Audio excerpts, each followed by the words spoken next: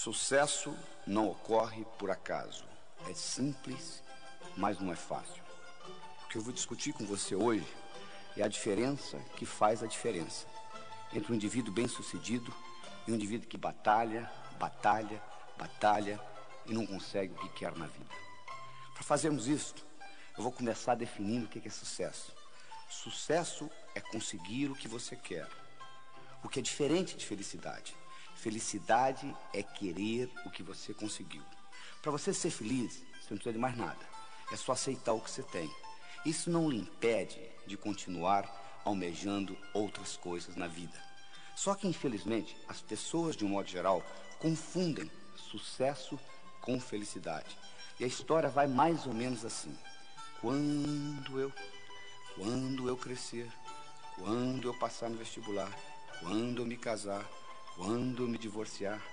E o indivíduo passa pela vida igual um gato passa por um telhado de zinco quente. Só sente o calorzinho. Nesse programa, eu não vou lhe ensinar a ser feliz. É só você aceitar o que você tem. Mas eu vou lhe ensinar como conseguir o que você quer. E isto é uma ciência. Do mesmo modo que você aprende física, do mesmo modo que você aprende química, você aprende a ser bem-sucedido na vida. Para ser bem-sucedido na vida é muito fácil. É fazer o que precisa ser feito. Então nós vamos fazer o seguinte, nós vamos analisar aqueles indivíduos bem-sucedidos e descobrir quais as características desses indivíduos que fazem a diferença. E vamos incorporar isso no seu cérebro. E com isso você terá a chance também de ser bem-sucedido. Viveu nos Estados Unidos um indivíduo de nome Andrew Carnegie. O senhor Andrew Carnegie nasceu na Escócia. Ele era, na época dele, provavelmente o homem mais rico do mundo. Ele trabalhava no mundo do aço. Um dia, Andrew Carnegie, em uma das suas reflexões, ele teve um insight. Ele teve uma ideia. Ele disse, um dia eu vou morrer como todos nós morremos. Eu vou deixar muito dinheiro para o mundo, como de fato ele deixou. Ele deixou o dinheiro que construiu o Carnegie Hall em Manhattan, em Nova York. Ele deixou o dinheiro por construir a Carnegie Mellon University nos Estados Unidos. Mas ele disse, eu gostaria de deixar mais do que dinheiro. Eu gostaria de deixar essa habilidade que eu tenho, de tudo que eu coloco a mão, vira ouro. E ele então resolveu criar o que se chama a ciência do sucesso. E ele começou a procurar alguém que estivesse disposto a trabalhar com ele nesse projeto por 25 anos. Uma noite ele estava numa festa e ele conheceu um jovem de 19 anos de idade, de nome Napoleon Hill. E ele ficou impressionado com a inteligência desse jovem. E ele propôs a este jovem fazer esse trabalho de 25 anos, desenvolvendo a ciência do sucesso. Napoleon Hill foi para casa, pensou no assunto, avaliou, voltou e disse, eu aceito. Então Napoleon Hill, durante 25 anos, fez um estudo do que era sucesso. Ele teve a oportunidade de entrevistar 16 mil pessoas. Das 16 mil pessoas que ele entrevistou, 1.000 eram milionários. Dos 1.000 milionários, ele selecionou 500, que além de terem dinheiro, tinham paz de espírito, boa vida familiar, boa saúde, etc. E ele analisou profundamente as características desses 500 milionários e comparou com o resto. E ele descobriu que existiam 6 características principais que faziam uma diferença. E essas características são uma boa autoestima, uma boa habilidade de se comunicar, uma boa habilidade de estabelecer metas, de saber o que você quer, uma atitude positiva, uma dedicação ao trabalho e uma ambição sadia. O que eu vou discutir com você neste programa é exatamente como você consegue incorporar na sua estrutura psicológica essas 6 características. Você pode imaginar como se fosse uma escada, onde cada uma dessas características constitui um degrau da escada. E essa escada não leva a nada. Por que ela não leva a nada? Porque a escada do sucesso está sempre em construção. Não tem essa história de chegar. O que vale não é a chegada, o que vale é a caminhada. Então, são características que você vai incorporando. E uma coisa mais, do ponto de vista didático, eu vou dividir para você em 6 degraus, em 6 etapas. Mas do ponto de vista real, é como se fosse um jogo de xadrez. Quem joga xadrez sabe, se você mexer numa peça do xadrez, você não mexeu numa peça, você mexeu no jogo inteiro. Aqui é a mesma coisa. Quando eu melhoro a sua autoestima, a sua habilidade de se comunicar melhora, a sua habilidade de estabelecer metas melhora, etc, etc, etc. Mas do ponto de vista didático, eu vou discutir com você uma de cada vez. Combinado? Muito bem. Então vamos começar com a primeira. Vamos discutir com você autoestima. Gostando mais de você. Se você não gosta de você, o mundo não vai gostar de você. Esta é a verdade. Infelizmente, do modo como nós somos criados, com as repreensões que nós recebemos na infância, estudos feitos mostrando que colocando microgravadores em crianças de 4 anos de idade, para cada elogio eles recebem 9 repreensões. A psicologia moderna mostra que para cada repreensão ser anulada do seu cérebro, você precisa de 7 elogios. E para cada elogio você recebe 9 repreensões durante a sua infância. Imagina o que vai acontecendo com a sua autoestima. Não só isso, você escuta muito não. Até a idade de 8 anos você escuta 100 mil nãos. Não faça isso, não faça aquilo, não faça aquilo, não faça aquilo. Que às vezes naquela época é importante, mas que depois, mais tarde, não tem significado nenhum. Mas você carrega aquilo com você. Conclusão, você chega à idade adulta com a autoestima lesada. Como você tem que continuar vivendo, o que você faz? Você arruma um mecanismo de compensação. Você cria uma máscara. Só que toda compensação traz deformação. Então você termina deformado psicologicamente de uma forma ou de outra. Então o que nós mostramos que a primeira coisa que você tem que fazer é aprender a gostar de você. Você tem que melhorar a sua autoestima. O seu desempenho nunca será maior do que a sua autoimagem. Então, à medida que você melhora a sua autoimagem, você melhora o seu desempenho, tanto pessoal quanto profissional. O bonito disso tudo é que essa autoestima, ela foi codificada no seu cérebro linguisticamente. E do mesmo modo que ela foi codificada linguisticamente, ela pode ser descodificada linguisticamente. Ou seja, você não precisa morrer com a autoestima que você tem, você pode melhorá-la. E você melhora essa autoestima entendendo como que essa autoestima é estruturada em você. O cérebro tem 10 bilhões de células, 100 trilhões de conexões nervosas. E é dividido basicamente em 2 partes, esquerda e direita. O cérebro esquerdo tem funções diferentes do cérebro direito. E existe uma estrutura que liga um hemisfério ao outro. O que acontece é que os indivíduos, de um modo geral, costumam usar muito uma parte do cérebro sem usar a outra. E se você não tiver acesso ao seu hemisfério direito, vai ficar muito difícil você recodificar a sua autoestima, porque ela está ligada ao que nós chamamos na neuroanatomia de sistema límbico. Então eu vou mostrar para você como que você entra nesse hemisfério direito e você consegue melhorar a sua autoestima. Um passarinho para voar precisa de 2 asas. Você nunca vai ver um passarinho voando com a asa só. O indivíduo, para ser bem sucedido, ele tem que aprender a trabalhar com as 2 partes do cérebro, o hemisfério esquerdo e o hemisfério direito. O hemisfério esquerdo, ele é verbal, ele é lógico, ele é matemático, ele é digital, ele é objetivo. O hemisfério direito, ele é holístico, ele é não verbal, ele é emocional, ele é global. O hemisfério esquerdo ele consegue ver a árvore, mas ele não consegue ver a floresta. O hemisfério direito ele consegue ver a floresta, mas ele não consegue ver a árvore. Então você precisa trabalhar com os 2. Enquanto você aprende a trabalhar com esses 2, infelizmente na escola você não aprendeu, porque a educação no mundo ocidental é orientada predominantemente para o hemisfério esquerdo, então você tem pouco acesso ao hemisfério direito, e 99% do seu poder está a nível inconsciente, porque o hemisfério esquerdo é apenas a ponta do iceberg. Porque o poder, 99%, está no hemisfério direito, está a nível inconsciente. Se você não tem acesso a isso, você não tem acesso a uma grande parte do seu poder pessoal como ser humano. E além disso, você não consegue recodificar coisas que você codificou na infância.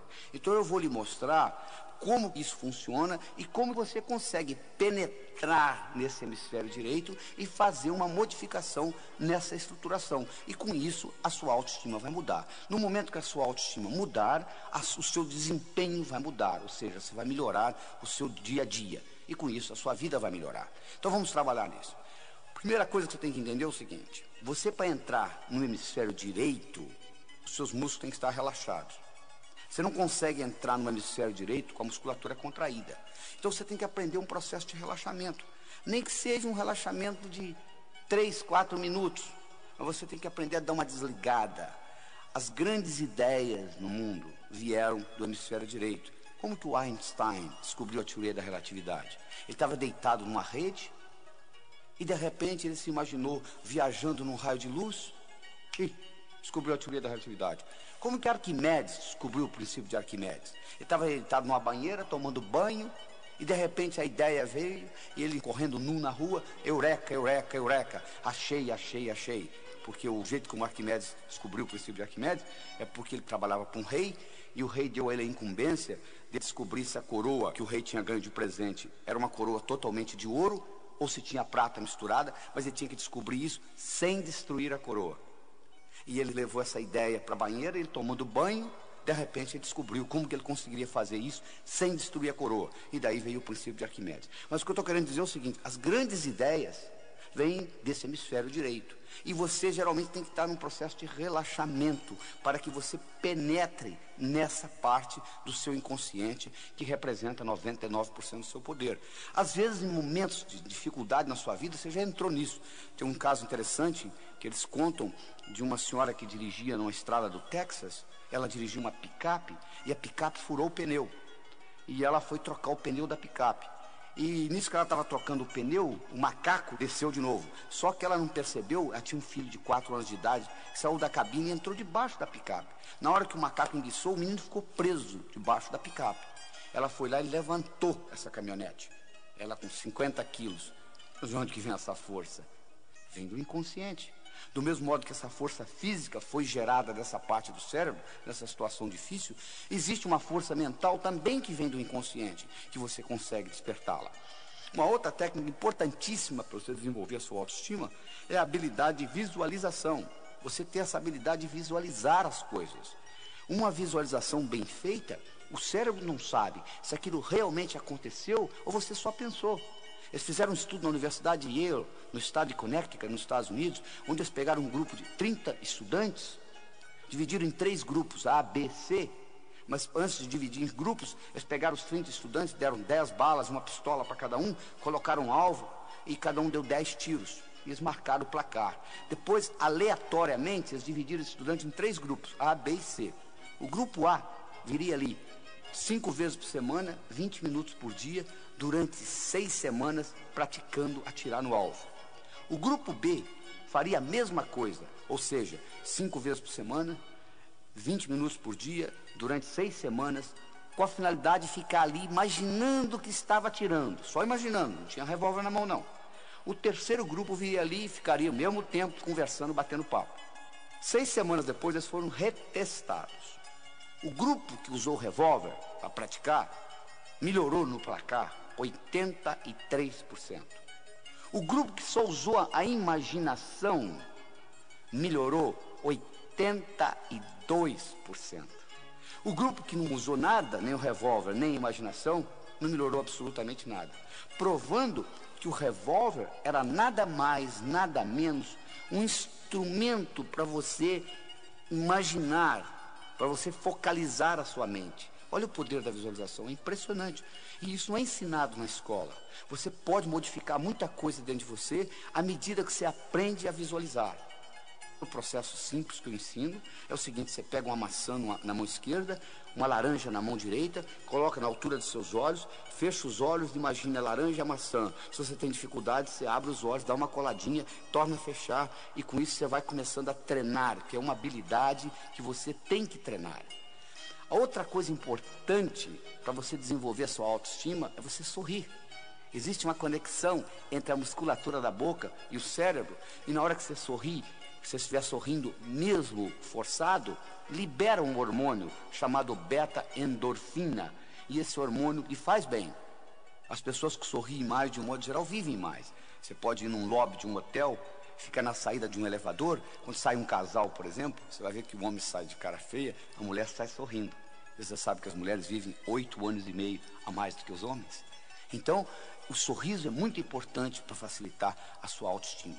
Outra coisa importantíssima para desenvolver sua autoestima é você entender que semelhante atrai semelhante. Se você abrir a torneira da sua cozinha, sai água. A água vai para o esgoto. O esgoto vai para o rio. O rio vai para o mar. Água vai para a água. Ódio vai para quem tem ódio. Amor vai para quem tem amor. Não é verdade? Sucesso vai para quem tem sucesso. Não é verdade? Sucesso vai para quem tem sucesso. Então é importante, de vez em quando, você parar e você começar a analisar o seguinte: quais foram os grandes sucessos que eu tive na minha vida? O que eu fiz até hoje de importante?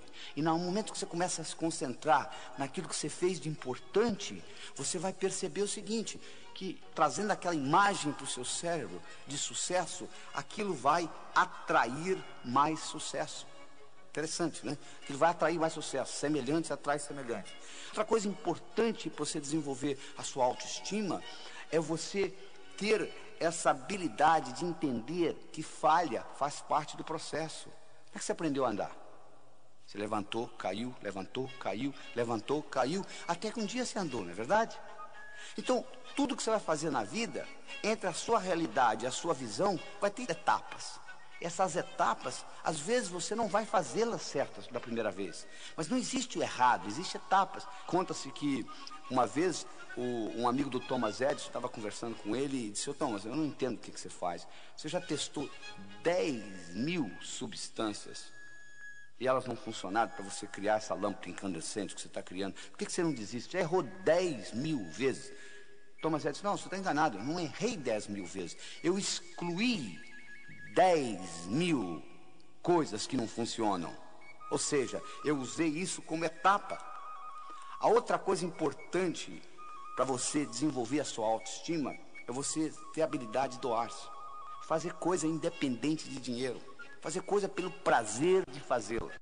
Eu não tenho nada contra o dinheiro. Eu trabalho nisso, com livro de prosperidade, etc. Mas eu acho que você tem que fazer as coisas na vida, às vezes, independente do interesse financeiro.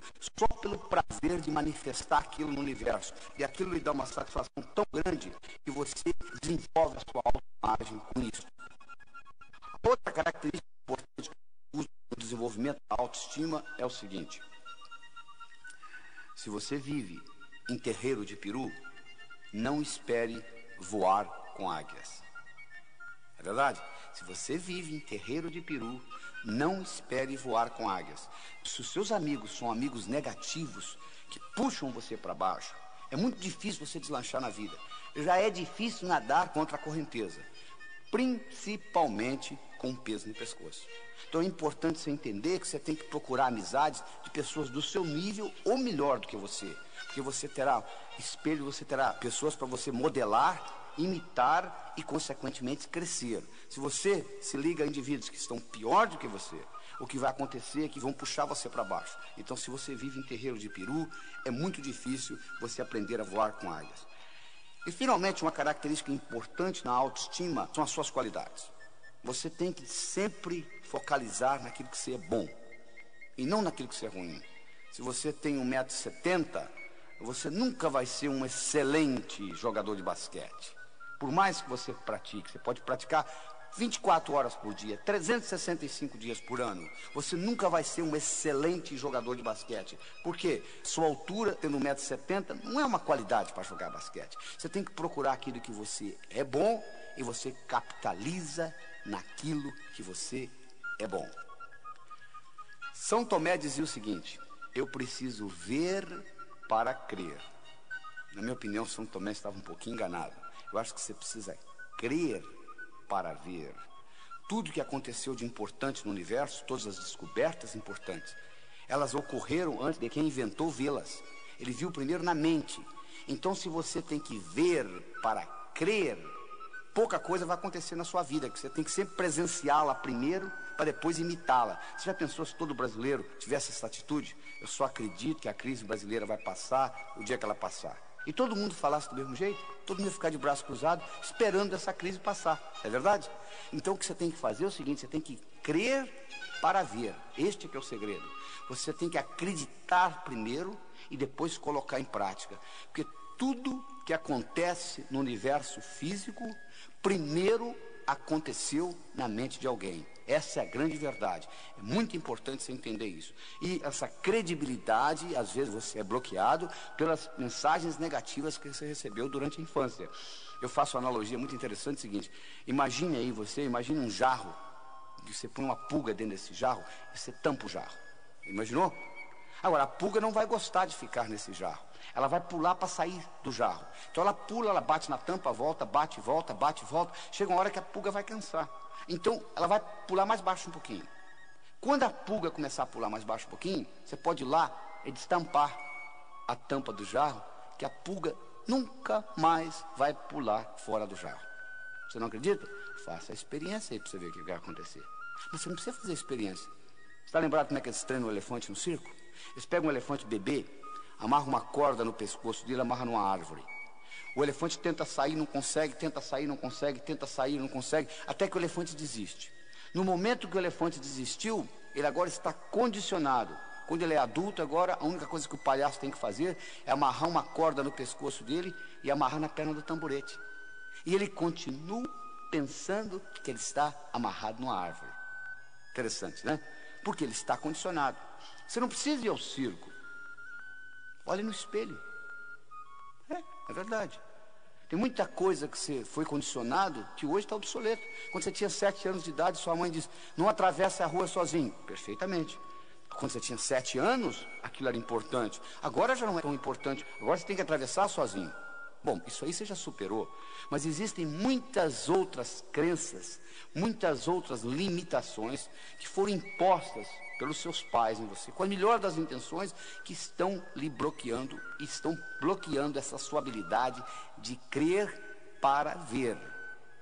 É isso que você tem que aprender a desenvolver, porque o seu cérebro trabalha ciberneticamente. O que é isso? Para quem não sabe o que é cibernética, cibernética é a disciplina que estuda sistemas autônomos. Se você coloca um termostato no ar-condicionado de uma sala, e vamos supor que você coloque 22 graus Celsius, a temperatura da sala vai ficar mais ou menos em torno de 22 graus Celsius, independente da temperatura lá fora. E como que isso vai ser feito? Vai ter um sensor que vai detectar a temperatura da sala e vai dizer o ar-condicionado para ligar ou desligar. Então, quando eu coloco um termostato no ar-condicionado de uma sala, eu coloquei inteligência numa máquina. O ar-condicionado passa a pensar em ligar e desligar independente da minha interferência. O seu cérebro funciona do mesmo jeito. Você tem termostatos. Você tem um termostato para dinheiro. Você tem um termostato para saúde, você tem um termostato para amizades, você tem um termostato para vida profissional, você tem um termostato para vida familiar. E você vai obter no seu dia a dia mais ou menos aquilo que você tem no seu termostato. Você quer mudar o seu dia a dia? Mude o seu termostato. Eu tenho uma história interessante do indivíduo, uma história verdadeira nos Estados Unidos. O indivíduo era um corretor de imóveis, ele vendia imóveis. Era um brilhante, um cara de boa aparência, boa inteligência, boa educação, boa comunicação, conhecia o assunto. Mas, infelizmente, quando chegava no fim do ano, ele juntava o que ele tinha ganho, ele faturava $30 mil por ano, que nos Estados Unidos não é muita coisa. E ninguém conseguia entender, o cara tão brilhante na profissão dele, como ele conseguia ganhar só $30 mil por ano? Um dia ele foi hipnotizado, e durante a hipnose, descobriu-se que quando ele tinha 7 anos de idade, o pai dele tinha falecido. E a companhia para a qual o pai trabalhava teve uma festa, uma cerimônia, onde ele e a mãe foram convidados. E nessa cerimônia, o presidente da companhia fez um discurso e homenageou o falecido pai dele, dizendo o quanto tinha sido trabalhador, honesto, dedicado. E chamou ele e a mãe ao palco e deu para eles um envelope. E a mãe abriu o envelope e dentro do envelope tinha um cheque de $30 mil, que correspondia ao seguro de vida do pai. E aquele menino com 7 anos de idade, olhando aquilo, fez a seguinte decisão: um homem honesto, trabalhador, decidido, vale $30 mil por ano. Só que ele completou por ano. Agora, na idade adulta, ele agora trabalhando, ele faturava $30 mil por ano. Trazido de volta da hipnose. E usando essa tecnologia que eu estou discutindo aqui com vocês. Ele reestruturou essa crença. Ele modificou essa percepção de realidade. No mês seguinte ele dobrou o que ganhava. No mês seguinte ele triplicou e assim por diante. Um ano depois, esse mesmo indivíduo faturava $1 milhão por ano, levantando a mesma hora que ele sempre levantou, indo dormir a mesma hora que ele sempre foi dormir, fazendo o que ele sabia fazer, vender imóveis. O que mudou? Nada. O que mudou foi o termostato dentro dele. Ou seja, o termostato para dinheiro mudou na vida dele. Então é como se você tivesse com letras invisíveis escritas na sua testa o quanto você vale. Está escrito aqui que você vale $10 mil na sua testa invisivelmente. O universo vai entregar $10 mil. Está escrito aqui que você merece um bom relacionamento. Você vai encontrar um bom relacionamento. Então o segredo está em você ficar certo por dentro. E aí você vai ficar certo por fora. Não tem nada errado com o universo. O universo é um lugar abundante, paradoxal, feito para todo mundo ganhar. Só que você tem que estar certo. Porque se você não estiver certo, você muda de emprego, você muda de cidade, você muda de país. Você já percebeu que quando você muda de uma empresa para outra, o outro patrão, depois de 5, 6 meses, começa a parecer igual aquele antigo? Por quê? Você levou os seus problemas com você. Porque o indivíduo diz assim, se eu pudesse mudar dessa cidade para outra, eu resolveria o meu problema. Não, você não resolveria. Você não resolveria porque quando você muda, você leva você com você. Esse aqui é o problema. Se você pudesse deixar você na outra cidade, mas você leva você com você e os seus problemas são internos, então eles serão manifestados na outra cidade, de uma forma diferente, com faces diferentes, com ambientes diferentes, mas serão manifestados. Este é o grande problema. Então o que você tem que entender, você tem que reestruturar de dentro para fora. Essa que é a solução. A analogia que eu quero deixar para você nessa autoestima é a seguinte: imagine um jarro com bolas de várias cores dentro desse jarro. Imaginou? Imagine que tem vermelha, verde, amarela, e as amarelinhas são os problemas que você carrega com você na vida, as codificações negativas de infância, etc. Você tem 2 modos de você eliminar essas amarelinhas de dentro desse jarro. Uma delas, você vai lá e tira uma por uma das amarelinhas. Você pode fazer isso na psicoterapia, etc. A outra é você começar a colocar bolas vermelhas, verdes, bolas de outras cores dentro desse jarro, sob pressão, e automaticamente as amarelinhas serão eliminadas. Isso é um jeito de fazê-lo. Então comece a fazer planos, comece a estudar o que você quer fazer diferente, comece a valorizar mais o seu trabalho, valorizar mais a sua autoimagem, e com isso você vai notar que à medida que a sua autoimagem melhora, o seu desempenho melhora. Então esta é a primeira das 6 características importantes. Comunicação. Comunicação é fundamental em você conseguir o que você quer. Qual o valor de uma moeda de ouro no fundo do Oceano Atlântico, onde ninguém consegue chegar lá? Vale nada, não é verdade? O que adianta você ter conhecimento na sua cabeça se você não consegue se expressar? Não resolve absolutamente nada. Comunicação é uma habilidade essencial na sua vida pessoal e profissional. Deixa eu lhe perguntar uma coisa. O quanto de comunicação você aprendeu na escola? Praticamente nada, né? O que você sabe de comunicação, você aprendeu por autodidatismo ou por osmose. Ninguém nunca lhe ensinou como que o cérebro se comunica. Não é verdade? E é essencial para você entender isto. Então nós vamos discutir com você como que você consegue aumentar o que eu chamo a sua inteligência interpessoal. Como que você faz isso? Primeiro, você é julgado na vida por 4 coisas: o que você faz, a sua aparência, o que você diz e como você diz o que você diz. O que você faz? Como é que você descreve a sua profissão? Se você não valorizar o que você faz, o mundo não vai valorizar, isso eu posso lhe garantir. Às vezes o sujeito reclama assim, porque o meu patrão não me dá o valor que eu mereço. Você se dá. Você valoriza o trabalho seu? A valorização tem que começar com autovalorização. Ou seja, primeiro você tem que gostar do seu trabalho, você tem que valorizá-lo, você tem que aprender a descrevê-lo de uma forma atraente. A história que eu conto é o seguinte: você pega 2 pedreiros, um trabalhando ao lado do outro. Você pergunta para um pedreiro: o que você faz na vida? Ele diz: eu sou pedreiro, eu coloco um tijolo em cima do outro, um tijolo em cima do outro. Você pega outro indivíduo que também é pedreiro, que está sentado ao lado dele, e você pergunta: o que você faz na vida? Eu sou pedreiro, eu estou construindo a Catedral de Notre Dame, que vai ficar para a posteridade. Olha que interessante. Os dois fazem a mesma coisa. Colocam um tijolo em cima do outro. Um está vendo a profissão dele como colocar um tijolo em cima do outro. O outro tem uma perspectiva muito maior. Ele tem a sensação que ele está construindo uma coisa que vai ficar para a posteridade. Então, a pergunta para você que eu tenho é o seguinte: o quanto que você valoriza o seu trabalho? Não interessa a sua profissão, o seu trabalho é importante. A segunda coisa que você vai ser julgado é pela sua aparência. Você já imaginou se você encontrasse um indivíduo, se fosse num curso, fazer um curso sobre sucesso, e você encontrasse lá um indivíduo de jeans, furado no joelho, tênis desamarrado, camiseta, uma tatuagem no braço, mascando chiclete?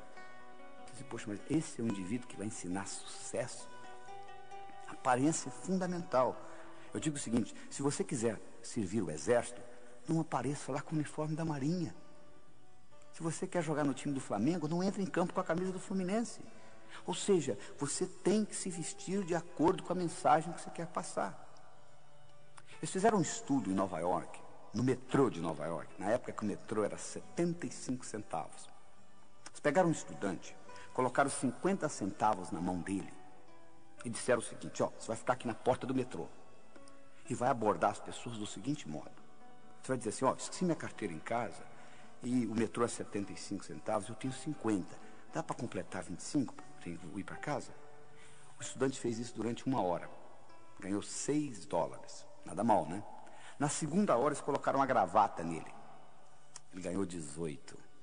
3 vezes mais. Os psicólogos fazendo o estudo pensaram: vai ver que, sabe o que aconteceu? Ele ganhou know-how, ele aprendeu como solicitar. Por isso que ele conseguiu mais na segunda hora do que na primeira. Aí o outro disse: não, mas deve ser por causa da gravata. Não é, vamos tirar a dúvida. No dia seguinte, eles fizeram o inverso. A primeira hora, o estudante ficou de gravata. A segunda hora, ele ficou sem gravata. Aí na primeira hora, ele ganhou 3 vezes mais do que a segunda. Além disso, não só ele ganhou mais, teve gente que deu dinheiro para ele para comprar o jornal, sem ele pedir. Olha que interessante. Isso é só para mostrar o valor da aparência. Por exemplo, nos Estados Unidos, mais do que no Brasil, o valor de você estar de gravata é importantíssimo. Então, se você quer servir exército, não apareça lá com o uniforme da Marinha. É importante você cuidar da sua aparência. Então, a primeira coisa que é importante é você saber descrever bem o que você faz, valorizar o seu trabalho. A segunda coisa importante é a sua aparência, quer dizer, você tem uma aparência que é agradável. A terceira coisa importante é o que você diz. É importante o que você diz, porque você vai expressar a sua inteligência. Se você não está certo de uma coisa, fique calado. Porque enquanto você estiver calado, eles não sabem se você é inteligente ou não. Mas no momento que você falar besteira, eles vão detectar imediatamente que você não é tão brilhante naquele assunto. Então, quando você não sabe, escute. Por isso nós temos 2 ouvidos e uma boca só. Porque nós somos construídos para escutar mais do que falar. E ainda tem mais. Toda vez que você fala, a sua pressão aumenta, sabia? Toda vez que você escuta, a sua pressão diminui. Então existe um reflexo cardiovascular entre você falar e ouvir. Quando você fala, a pressão sobe. Quando você escuta, a pressão desce. Então, escutando, não só você está fazendo bem para o seu corpo, porque você está com a pressão diminuída, como também você está aprendendo, um jeito de você aprender. E quarta característica, não só o que você fala, mas como você fala. Eu poderia trazer alguém aqui que fizesse essa apresentação do mesmo jeito que eu estou fazendo, usando o mesmo vocabulário. A apresentação poderia ser muito melhor ou muito pior, porque não é só o que eu falo que está sendo contado aqui, é como eu falo, que ênfase que eu dou às palavras, de que modo que eu coloco a energia, isso tudo conta. Vou provar isso para vocês. Escute essa frase. Eu não disse que ele roubou o dinheiro. Eu não disse que ele roubou o dinheiro. Quem foi que disse? Eu não disse que ele roubou o dinheiro. Como que você se expressou? Eu não disse que ele roubou o dinheiro. Quem foi que roubou? Eu não disse que ele roubou o dinheiro. Como que ele conseguiu? Eu não disse que ele roubou o dinheiro. O que foi então que ele roubou? Olha só, a mesma frase tem 5 significados diferentes, dependendo de onde você coloca a ênfase. é verdade?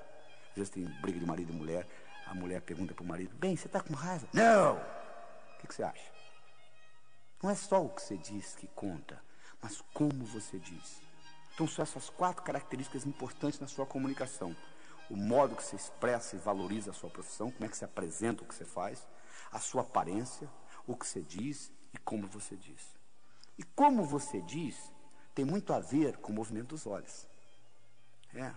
Através do movimento dos olhos, você pode se tornar mais inteligente, mais criativo, melhorar a sua memória, melhorar a sua comunicação e até a sua vida sexual, através do movimento dos olhos. Você pode movimentar seus olhos em 9 posições diferentes. Você pode olhar para cima, para a esquerda, para o centro, para a direita. Você pode olhar na horizontal, para a esquerda, para o centro, para a direita. Você pode olhar para baixo, para a esquerda, para o centro, para a direita. Vou repetir aí, olha só. Você pode olhar para cima, para a esquerda, para o centro, para a direita. Você pode olhar na horizontal, para a esquerda, para o centro, para a direita. Você pode olhar para baixo, para a esquerda, para o centro, para a direita. Vamos esquecer as posições centrais que não tem nada a ver com essa nossa apresentação aqui de hoje. Sobram 6 posições. Você pode olhar para cima, para a esquerda, para a direita. Você pode olhar na horizontal, para a esquerda, para a direita. Você pode olhar para baixo, para a esquerda, para a direita. De acordo com a posição do olho, você vai ativar áreas diferentes dentro do seu cérebro. É verdade. Então, vamos explicar isso melhor. O abecedário do pensamento tem 3 letras. O que é isso? É o seguinte.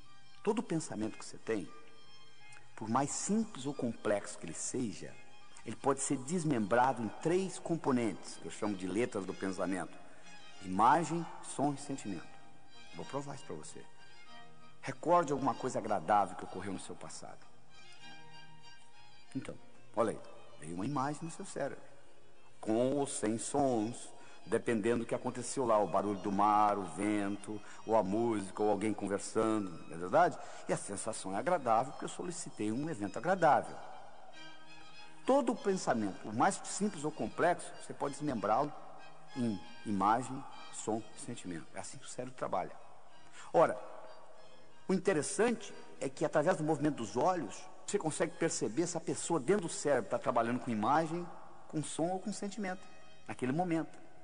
Então, quando eu olho para os seus olhos, eu não sei o que você está pensando, mas eu sei como que você está pensando. Ou seja, com imagem, som ou sentimento. Olha que interessante. Se você olha para cima, você está trabalhando com imagens dentro do seu cérebro. Vou fazer um teste, olha só. Qual foi a cor da blusa ou da camisa que você usou antes de ontem?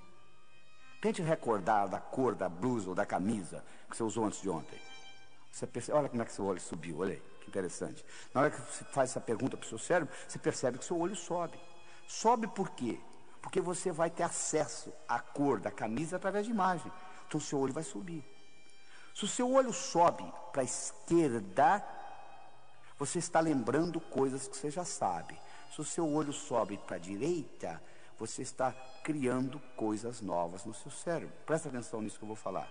Pense num elefante roxo, de cauda vermelha e orelhas amarelas. Elefante roxo, de cauda vermelha e orelhas amarelas. Olha o que acontece com o seu olho quando você começa a visualizar. A tendência é ele subir para cima, para a direita. Porque você nunca viu um elefante com essa cor. Você tem que criar isto no seu cérebro. Ora, você aprendeu então que quando você trabalha com imagens, os seus olhos sobem.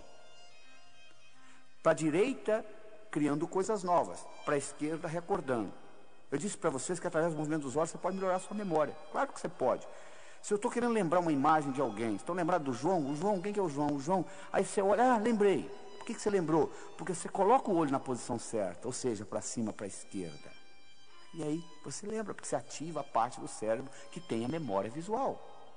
Se você é um pintor e você está querendo criar um quadro, e se você trabalha olhando para cima, para a direita, a sua criatividade vai aumentar automaticamente, porque você está ativando aquela parte da criatividade visual. Se você trabalha com os olhos na horizontal, você está trabalhando com sons dentro do cérebro. Se você olha na horizontal para a direita, você está criando novos sons. Se você é um compositor, você está sentado no piano e você quer aumentar a sua criatividade como compositor, você trabalhando, olhando na horizontal para a direita, facilita o processo. Se você está lembrando da face do indivíduo, mas esqueceu o nome, esqueceu, de repente você lembra, é só você colocar os olhos na horizontal para a esquerda que você vai lembrar. Se você olha para baixo, para a esquerda, você está conversando com você mesmo, essa voz aí que está, que voz? Essa que está perguntando que voz? Está aí atrás da cabeça, fazendo comentários daquilo que eu vou falando. Se você olha para baixo, para a direita, você tem sensações do corpo e sensações de emoções. Então eu estou mostrando que através do movimento dos olhos, você consegue ter a melhor ideia do que está acontecendo dentro do cérebro. Ora, se eu estou conversando com você, e eu percebo que seus olhos subiram, eu não sei o que você está pensando, mas eu sei como que você está pensando, usando imagens. Se agora eu uso a minha palavra para encaixar nisto, e eu falo assim, você está vendo o que eu estou falando? Quando eu coloquei a palavra vendo, e o seu canal visual está aberto, essa palavra encaixa direitinho. É a mesma coisa que está entrando raios de televisão onde você está, mas você não está conseguindo captá-los porque você não está com o receptor ligado. No momento que você ligar naquele canal, você pega. Ora, se eu encontrei o canal aberto e eu solto a palavra vendo, isso tem um impacto no seu cérebro muito maior que se eu tivesse soltado uma palavra auditiva. E a partir daí, eu começo a me tornar um melhor comunicador. Isso nós vamos discutir no outro programa, numa outra fita da comunicação global, aumentando sua inteligência interpessoal, onde nós vamos mostrar em mais detalhes como que se aumenta isso. Mas o que eu quero mostrar aqui é que para você ser bem sucedido, você tem que melhorar a sua habilidade de se comunicar. E isso não foi ensinado na escola, entende? O que você aprendeu de comunicação, você aprendeu por intuição, por osmose, copiando os outros. Mas o que eu estou lhe mostrando aqui é que o cérebro tem um mecanismo de se comunicar. E no momento que você aprende isso, a sua habilidade, o seu poder pessoal aumenta e o que você tem para conseguir na vida muda. Então é muito importante você entender que comunicação é fundamental, é essencial. Eu vou repetir aquilo que eu falei no começo. Qual o valor de uma moeda de ouro no fundo do Oceano Atlântico, onde ninguém chega lá? Não adianta nada. Não adianta você ter conhecimentos brilhantes dentro do seu cérebro se você não consegue se comunicar com o mundo. Não é verdade? Então é isso que está aí. Então nós já discutimos duas coisas. Duas características que fazem a diferença, não é isso? Entre os indivíduos bem-sucedidos e aqueles que batalham, não conseguem o que quer na vida. Uma delas foi a autoestima, e eu mostrei para você que você pode mudá-la. E a segunda é a comunicação. Eu estou mostrando para você também que você pode mudá-la. Você não vai num berçário e diz aquele ali vai ser um bom comunicador, aquele não vai, aquele não vai. Comunicação é programação. Então nós estamos melhorando a programação e melhorando a comunicação das pessoas através desse processo. Vamos discutir uma terceira coisa. Metas. E como que nós transformamos sonhos em metas. Tem gente que nem sonha mais, já parou de sonhar. Tem gente que sonha a vida inteira. Mas como que você consegue transformar sonhos em metas? Bom, quando você terminar de escutar essa fita, você vai fazer outra coisa, não vai? Provavelmente você já sabe o que é, não é? Agora deixa eu lhe perguntar uma coisa. O que você vai fazer com a sua vida daqui a um ano? Hein? Daqui 5 anos, daqui 10 anos, daqui 15 anos, daqui 20 anos. Sabe o que você vai dizer para mim? Não tive tempo ainda de parar para pensar. Coisa mais importante que é a sua vida, você não teve tempo de planejar, né? É tão difícil você voltar você conseguir uma coisa que você não sabe o que é, como voltar de um lugar que você nunca foi. Não é verdade? Então a primeira coisa que você tem que entender é o seguinte, você tem que saber o que você quer. Você tem que saber transformar, você tem que sonhar, você tem que transformar seus sonhos em metas e você tem que implementar essas metas. Deixa eu contar para vocês o resultado de um estudo fascinante que foi feito na Universidade de Harvard. Em 1953, eles entrevistaram todos os formandos da Universidade de Harvard. Fizeram um questionário grande. O que você vai fazer depois de formado? Nos primeiros 6 meses, 1 ano, 5, 10, 15, 20. A maioria não tinha a menor ideia. Uma pequena minoria tinha uma ideia. Dessa pequena minoria, uma pequena minoria ainda menor, tinha por escrito. Em 1973, 20 anos depois, Eles reentrevistaram esses estudantes. Sabe o que eles descobriram? Que aqueles 3% que tinham por escrito o que eles iam fazer nos próximos 6 meses, 1, 5, 10, 15, 20 anos, valiam mais financeiramente do que os 97% juntos. Além do mais, tinham melhor vida familiar, menor número de hospitalização, etc, etc, etc. Eles ficaram fascinados com o resultado e resolveram avaliar. Vai ver que esses indivíduos são mais inteligentes. Eles foram verificar o QI era o mesmo. Vai ver que vem de raça diferente. Não, não era diferente. Vai ver que é o background, de que família que veio. Não era. A única diferença que fazia a diferença é que aqueles indivíduos tinham por escrito o que eles iam fazer nos próximos 6 meses, 1, 5, 10, 15, 20. Você tem por escrito? Não, né? Pois é, deixa eu lhe ajudar nessa então, tá? Porque se você falhar em planejar, meu amigo, você está planejando em falhar. Tá bom? Então vamos discutir algumas das metas que você pode criar para você, tá bom? Você pode criar, por exemplo, uma meta física. É importante você ter um corpo sadio. Isso é fundamental na sua vida. Porque a mente não está só dentro do cérebro. A mente está no corpo inteiro. Não tem jeito de você ter uma mente sadia com um corpo doente. Então é importante você ter meta física. Mas tem gente que só tem meta física. Você viu um indivíduo que faz 8 horas de musculação e fica com um físico enorme andando na rua. E quando chega aos 50 anos entra em profunda depressão porque a musculatura começa a atrofiar. Ou seja, eles colocaram o ego todo no músculo. É importante você ter um corpo sadio, mas você não pode colocar todos os seus ovos na mesma cesta, porque alguém vem, carrega a cesta e leva. Então, é importante você ter meta física, claro que é, mas não é só meta física, você tem que concentrar. É importante você ter meta financeira? Claro, nós vivemos num mundo material. Dinheiro só não é importante para quem não precisa. Porque você precisando, ele é importante. É importante você ter dinheiro, porque aí você vai se preocupar com coisas mais importantes na vida. Mas enquanto você não tiver dinheiro, dinheiro vai ser uma coisa importante para você. É importante você ter meta financeira. Mas você já percebeu que tem gente que só tem meta financeira? É capaz de matar os outros para ganhar dinheiro? Então, é um desequilíbrio. A terceira coisa importante é, tem gente que só tem meta espiritual. É importante você ter meta espiritual? Claro que é. Nós vivemos num mundo material. Eu tenho pessoas que vêm aos meus cursos assim, doutor Laí, o senhor ensina viagem astral? Eu falo, meu amigo, você não aprendeu ainda a viver aqui, como é que você quer viajar? Primeiro aprenda a viver o que você vem fazer aqui. Depois da sua morte, você vai viajar astralmente, 24 horas por dia, tempo integral, poxa. Aprenda primeiro a viver o dia a dia. Aprenda a respeitar os outros. Aprenda a ter seu esquema. Aprenda a produzir. Aprenda a fazer as coisas com excelência, para você não ficar repetindo nada. Primeiro você aprende isto, depois você vai pensar em viajar astralmente. Porque você veio aqui para viver uma vida material também. Você não pode só ficar com metas espirituais. Tem gente que só tem meta social. Qual é a próxima festa que eu vou? Qual é a próxima festa? Qual é a próxima festa? É importante você ter uma vida social, mas se você fica só nisso que está aí, fica muito difícil. É importante você ter uma vida profissional, uma meta profissional. Fundamental. Mas se você só tem meta profissional, você infarta aos 40, não sabe por quê. Os seus filhos crescem, você nem tem oportunidade de brincar com eles. Então você tem que equilibrar tudo isso.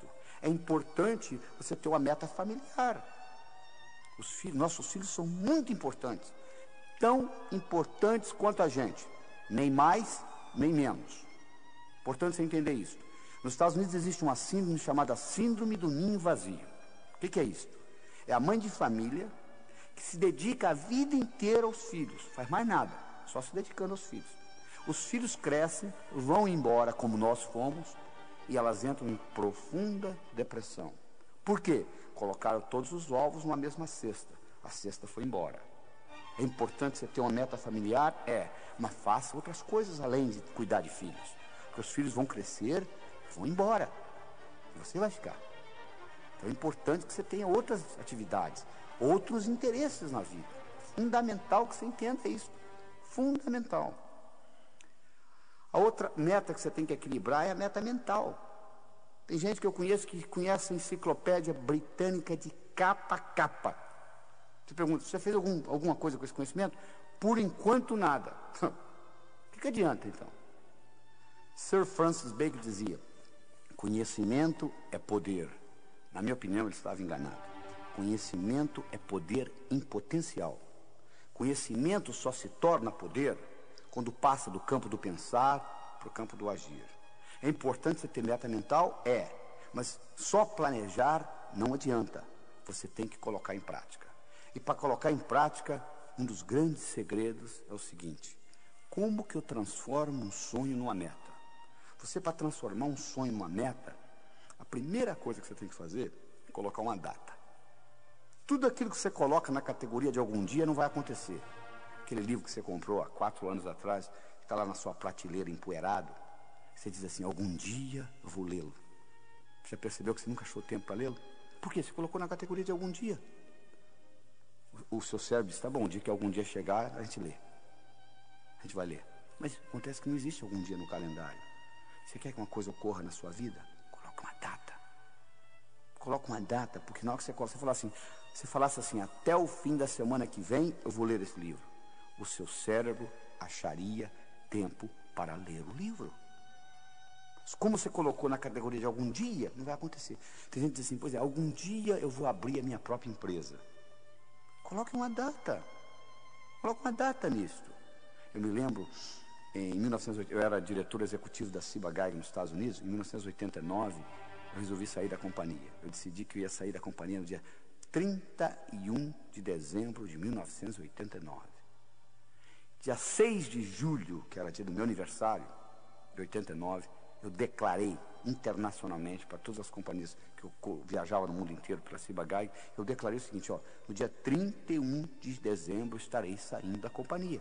E espalhei para todo mundo, para não ter jeito. Quando chegou o dia 31 de dezembro eu não tinha escolha, eu tinha que sair mesmo, porque senão minha moral ia ficar muito baixa, porque eu tinha falado para todo mundo que eu ia sair. Eu determinei uma data, saí no dia 31 e criei minha própria companhia. Se eu tivesse dito, algum dia eu vou sair da companhia, eu estaria até hoje trabalhando para eles. Então é importante você aprender a transformar os seus sonhos em metas. Deixa eu lhe dar outras características importantes com relação a metas. Primeiro, meu amigo, a meta tem que ser sua. Por que você está estudando medicina? Porque o papai gosta. Então manda seu pai fazer o vestibular de medicina se ele gosta tanto. Você tem que fazer uma coisa que seja sua. Entende? Você goste. A segunda coisa, você tem que estar comprometido, nem envolvido não, é comprometido. As pessoas chegam para mim e dizem assim, como é que faz para ter sucesso como o senhor tem? Eu falo, sucesso é muito fácil, é só fazer o que precisa ser feito. É que as pessoas não estão dispostas a fazer o que precisa ser feito. Aí não acontece nada. Nada ocorre na sua vida sem a sua participação. É muito fácil ser bem sucedido na vida, é só fazer o que precisa ser feito. Você tem que estar comprometido. Existe uma grande diferença entre comprometimento e envolvimento. Hoje de manhã, no café da manhã, eu tive presunto com ovos. A galinha que botou os ovos estava envolvida no meu café da manhã. O porco estava comprometido. Ele deu a vida pelo presunto. Vocês entenderam a diferença? Ou seja, quando você está comprometido com a sua meta, você sabe o que vai acontecer. Não interessa os obstáculos, você vai vencê-los. Sua meta tem que ser grande, meu amigo. Você tem que mirar na lua. Porque se você errar, você não vai estar entre as estrelas. Faça metas grandes. Quando você contar para os seus amigos, eles não acreditam. E tá bom. Quando eu mudei para os Estados Unidos em 1976, falei para um amigo meu, em 3 anos eu vou ensinar cardiologia para americano. Ele riu de mim e disse, como é que pode? Você está vindo lá do Brasil, vai ensinar cardiologia para americano? Sabe quanto tempo levou? 8 meses. Eu dei a minha primeira apresentação em Washington, D.C. para 400 cardiologistas. Quando eu contei para o meu amigo que eu ia ensinar cardiologia para americano, ele riu, eu sabia que o tamanho estava bom, não precisava aumentar. Se ele acreditasse, eu teria que aumentar. Você tem que fazer a meta grande. Como eu disse, você tem que mirar na lua, porque se você errar, você ainda vai estar entre as estrelas. Você tem que fazer metas a longo prazo. 5, 10, 15, 20 anos. Porque se você fizer meta a longo prazo, seu chefe lhe der uma bronca amanhã de manhã, não vai estragar seu dia. Você diz, não, estou interessado para frente. Isso aqui é apenas uma etapa para chegar lá.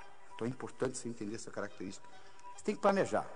Se você falha em planejar, você está planejando em falhar, meu amigo. É importante você entender essa característica. Você tem que ter atividades diárias. Você diz assim, eu quero ser milionário em 5 anos.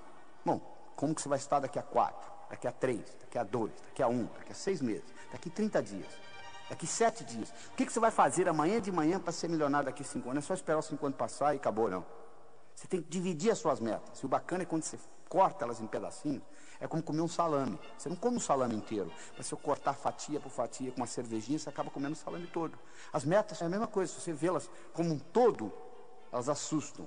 Mas se você quebrá-las em pedacinhos, muito importante. É também importante você descobrir onde você está com relação à sua meta. Você liga para mim e fala assim, doutor Laí, como que eu chego a São Paulo? Eu lhe pergunto, onde você está? Ah, não sei. Então, se eu me desculpar, eu não posso lhe orientar. Porque se você estiver ao norte, eu vou lhe falar para dirigir sul.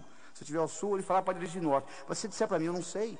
Eu me lembro de um caso de um americano, eu estava dando um curso, um americano falou assim, eu quero $50 mil na minha conta até o fim do ano. Eu falei, perfeito, é específico, tem data. Quanto você tem? Ele disse, não sei.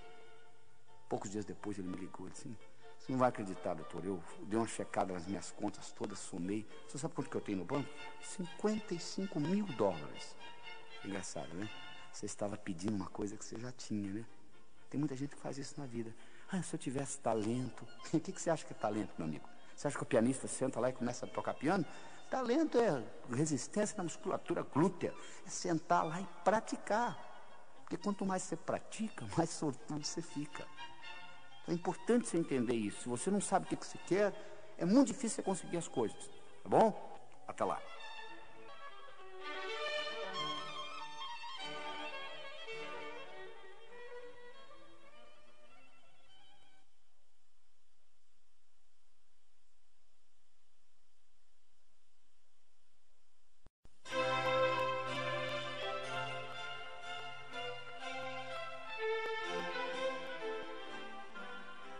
Pois é, então, vamos continuar a nossa discussão sobre sucesso, né?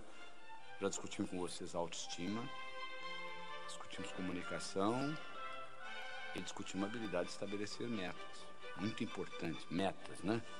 É importante também se focalizar naquilo que você quer, não naquilo que você não quer. As pessoas, de modo geral, ficam focalizadas, não querem. Você pergunta para a pessoa, o que você quer na vida? Bom, eu não quero câncer, não quero pobreza.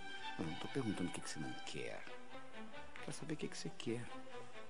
Se você se concentra naquilo que você não quer, ao invés de se concentrar naquilo que você quer, é como se você estivesse dirigindo um carro, olhando pelo retrovisor.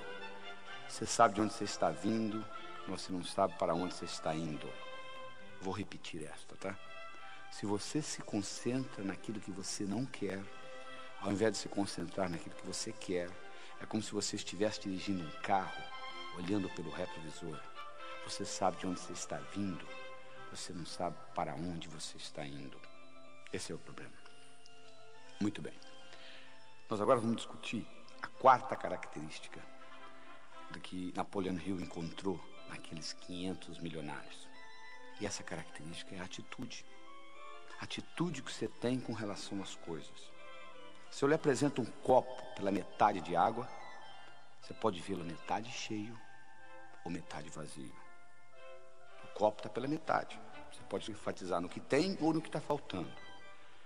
Os indivíduos bem-sucedidos, de um modo geral, eles têm a tendência de ter o foco naquilo que tem, não naquilo que está faltando. Ou seja, eles têm uma atitude positiva. Para você entender isso bem, você tem que entender que o que conta não é o que acontece, mas sim como você responde ao que acontece. Isso é que conta. É importante você entender isso. Deixa eu dar um exemplo pessoal meu, para você entender melhor. Meu pai faleceu quando eu tinha 16 anos de idade. Ele faleceu no dia 12 de abril. Eu tenho uma filha de 11 anos, de nome Cristine, e ela nasceu no dia 12 de abril. E eu ficava naquele dilema, quando chegava o dia de aniversário dela, eu ficava naquele dilema. Eu devo ficar triste porque é aniversário de morte do meu pai, ou devo ficar alegre porque é aniversário de nascimento da minha filha? Eu tinha aquele dilema comigo. Um dia eu voltando do cinema com a mãe dela, e ela me perguntou, quando foi? Que mês que seu pai faleceu? Eu falei, abril. Que dia? 12. Ela falou, não é interessante? O seu pai faleceu no mesmo dia que a Cristina nasceu? Você nunca tinha falado isso? Eu falei, Foi interessante. Você perdeu uma pessoa que você gostava tanto e Deus lhe entregou de volta uma pessoa que você ama tanto. Na mesma data, 12 de abril. Pum! Alguma coisa aconteceu no meu cérebro. A data não mudou. Meu pai continuou falecendo no dia 12 de abril, minha filha continuou nascendo no dia 12 de abril. Mas o modo como eu passei a interpretar o aniversário dela mudou totalmente. Então, o que conta na sua vida não é o que acontece, mas sim como você responde ao que acontece. E para você entender isso melhor, eu vou introduzir uma nova palavra no seu vocabulário. É a palavra paradigma. O que é paradigma?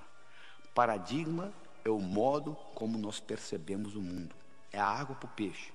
O paradigma nos explica que nós estamos dentro de uma borda e como nós somos bem-sucedidos nesses limites. Vou dar um exemplo. Se você é do sexo masculino e você vai numa piscina um domingo de manhã e tira a sua camisa, não tem nada demais você mostrar o mamilo, porque você é do sexo masculino.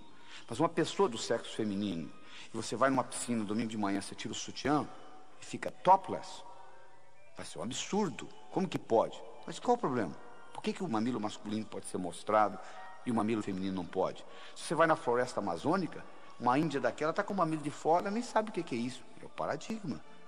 Nesse paradigma que nós vivemos, o mamilo feminino é para ser guardado e o mamilo masculino pode ser mostrado na piscina. Isso é puramente um paradigma. Eu me lembro quando eu trabalhava no hospital de Methodist em Houston, eu atendi uma princesa da Arábia Saudita, ela tinha uma cardiopatia congênita, eu fui médico dela por várias semanas, e durante todas essas semanas, ela não me permitiu ver o rosto dela. Ela ficava com o rosto tampado. Por quê? Lá no país dela, o paradigma é cobrir a face. Isso é que é importante, porque era o paradigma, então ela não mostrava. Então você tem que entender o seguinte, que você vive por normas, regras, atitudes, e que essas normas, essas regras podem ser mudadas. E no momento que você muda o paradigma, você muda o significado da coisa. E outras coisas acontecem. Se você pegar um peixe que nunca saiu da água, o peixe, ele não sabe que tem água. Ele não sabe o que é não ser água. Porque ele sempre viveu na água. Então um peixe na água que nunca saiu da água não sabe que não tem água. Ele vive na água, então faz parte dele. Nós vivemos em paradigmas. Se você vai, por exemplo, no Alasca, um esquimó visitando o outro, na primeira noite, ele oferece a mulher dele para o amigo que vem visitá-lo, para o anfitrião. Você vai na Arábia Saudita, uma mulher casada não pode olhar para o olho de outro homem, porque é adultério. Onde está certo? No Alasca ou na Arábia Saudita? Depende do paradigma. O que não dá certo é você sair do Alasca e querer usar esse paradigma na Arábia Saudita. Eles vão lhe cortar a mão e outras coisas. Então, o importante é você entender que você vive a sua vida em paradigmas. E quando um novo paradigma é apresentado, uma nova ideia é apresentada, ela primeiro aparece como ridícula. Isso é besteira, isso é coisa de louco. Você imaginou, por exemplo, quando a máquina de escrever apareceu? A secretária que era boa para escrever rapidamente, fazia taquigrafia, ela dizia para o patrão, mas que besteira, olha aí, para que máquina, olha como que eu faço isso rápido. Bom, a máquina foi evoluindo, passou na frente dela. Quando o Henry Ford lançou nos Estados Unidos o modelo T, aquele carrinho pretinho, os indivíduos que tinham carruagens, eles olhavam aquilo e diziam, não sei porque esse pessoal compra esses carros, olha aí, olha que coisa, a velocidade que isso anda aqui, eu na minha carruagem, eu ando muito mais rápido. Ora, no começo era assim, à medida que o tempo foi passando, a velocidade do carro foi aumentando, e chegou a um ponto que não dava mais. Não é verdade? Pois é, então isso é uma mudança de paradigma. Você tem que levar isso em consideração.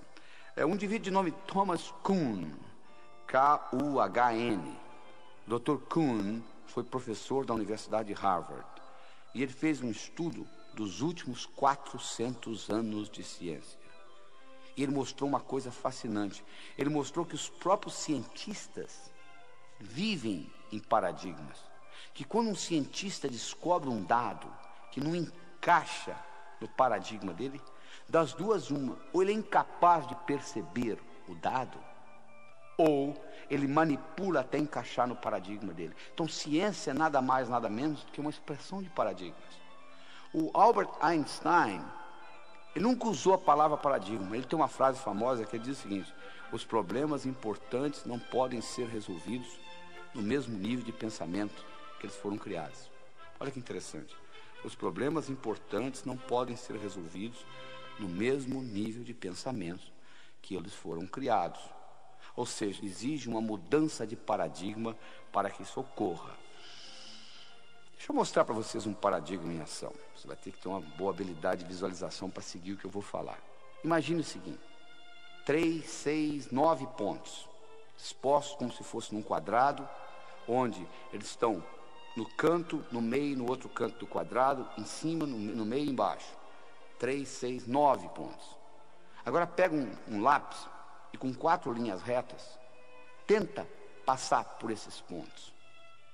Vê se você consegue. Só com 4 linhas retas, sem tirar o lápis do papel e sem passar pela mesma linha 2 vezes. Você vai ver que sempre sobra um, olha aí. Sempre sobra um, sempre sobra um. A não ser que você saia do quadrado. Que quadrado? Você que criou o quadrado.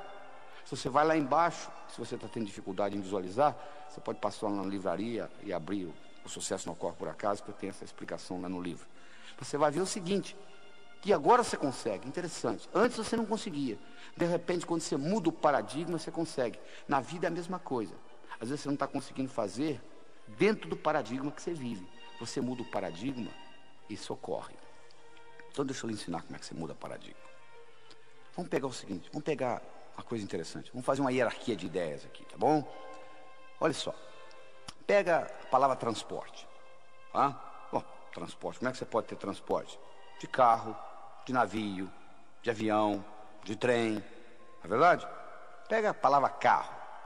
Como é que você pode? Ó, você tem Volkswagen, você tem Ford, tem Chevrolet. Vamos pegar Ford. A Ford, você tem vários carros. Você tem Del Rey, você tem um carro chamado Taurus. Ó, pega o carro Taurus, por exemplo, que é o melhor carro que a Ford tem. Você pega o carro Taurus, você pode olhar a parte mecânica dele, você pode olhar a lataria e etc. Estão sentindo? Ó, transporte, carro, Ford, Taurus, lataria, etc. Deixa eu lhe perguntar uma coisa. Se eu fosse para lhe oferecer um emprego, o que você gostaria de ser chefe? Você gostaria de ser chefe da lataria do Taurus ou do Taurus como um todo? Você dizia, claro que eu quero ser chefe do Taurus como um todo. O que você gostaria de ser chefe, do Taurus ou você gostaria de ser chefe da Ford? Ah, claro que é da Ford. O que você gostaria de ser chefe? Da Ford ou você gostaria de ser chefe de carros? Ah, claro que é de carros. Eu ia mandar na Ford, na Volkswagen, na BMW, etc. O que você gostaria de ser chefe? De carros ou de transportes? Claro que é de transporte. Você ia mandar em navio, avião, trem. Olha que interessante. Há uma hierarquia de ideias. Ora, se eu estou tendo um problema com carros, vamos supor que eu estou tendo um problema com carros em São Paulo. Está demais. Então eu tenho um problema com carros. Como que eu resolvo o problema? Só se eu mudar o paradigma. Como que eu mudo o paradigma? Eu faço a seguinte pergunta. Com que finalidade que existe carro? Transporte? Olha, já mudei hierarquicamente para a coisa de cima, para o nível superior. Que outros exemplos eu tenho de transporte? O trem, metrô. Ah, metrô. Então vamos resolver o problema com o metrô. Olha, para eu colocar metrô em São Paulo, o que eu fiz? Eu peguei carros, eu subi hierarquicamente, eu vi a coisa de um ângulo diferente, eu fui acima no paradigma, eu desci pelo outro lado. Interessante. Será que isso me ajuda no dia a dia? Claro que ajuda. Observe esta. Você está brigando com a sua esposa, discutindo com ela sobre a educação dos seus filhos. E vocês estão naquela discussão ferrenha. Agora, se você pergunta para ela assim, qual é a finalidade de você discutir desse jeito? Ela vai dizer, para o bem-estar do meu filho. Aí eu lhe pergunto, e qual que é a finalidade de você discutir? Para o bem-estar do filho. É engraçado, num nível acima, vocês estão brigando pela mesma coisa. Ou seja, bem-estar do seu filho. Ora, no nível acima vocês estão concordando. Se vocês estão concordando no nível acima, se vocês se deslocarem para o nível superior, haverá concordância, haverá acordo. É muito mais fácil você concordar nesse nível do que na briga lá embaixo. O que você fez? Você saiu do paradigma que você estava brigando. Então, quando você começa a entender essa ideia de paradigmas, você começa a ter mais sucesso na vida. Eu vou dar para vocês uns exemplos práticos, tá? De história. Pegue a palavra Made in Japan, feito no Japão, 1960. Feito no Japão, 1960. Barato, copiado, baixa categoria. Made in Japan, 1990. Feito no Japão nos anos 90. Alta qualidade, caro, né? Olha como é que mudou o paradigma japonês. Em 30 anos mudou tudo. Hoje, quando você fala de uma coisa japonesa, é alta qualidade, é alta sofisticação, é alta tecnologia. Houve uma mudança de paradigmas. É verdade? Vamos pegar, por exemplo, o seguinte. Vamos imaginar que eu estivesse conversando com você há 20 anos atrás, tá? E eu lhe fizesse a seguinte pergunta. Qual é o país no mundo que vai continuar dominando o mundo de relógios? Você diria sem nenhuma hesitação: Suíça. Vem fazendo isso há 50, vai continuar fazendo isso há 50, não é verdade? A Suíça, em 1979, ela tinha 65 mil suíços trabalhando no mundo de relógios. Em 1982, 3 anos depois, ela tinha 15 mil suíços. 50 mil suíços foram mandados embora. Sabe por quê? Porque o relógio eletrônico foi lançado no mercado pelos japoneses, a Seiko, e pelos americanos, Texas Instruments. A Suíça controlava o mundo de relógio, enquanto o relógio era mecânico. Quando o relógio eletrônico foi lançado, houve uma mudança de paradigmas no mundo de relógios. Sabe qual a ironia do destino? Sabe quem inventou o relógio eletrônico? Esse que você deve estar usando aí, que é usado a bateria, 99% das pessoas usam hoje. Sabe quem inventou o relógio eletrônico? Não foram os japoneses, nem tampouco os americanos. Quem inventou o relógio eletrônico foi um suíço. Ele apresentou para os diretores, eles falaram: que relógio, não tem rubi, não tem mola mestre, não dá corda, isso não é relógio. E o relógio eletrônico foi lançado. Então a Suíça perdeu todo o mercado que ela tinha. Por quê? Houve uma mudança de paradigmas no campo de relógios.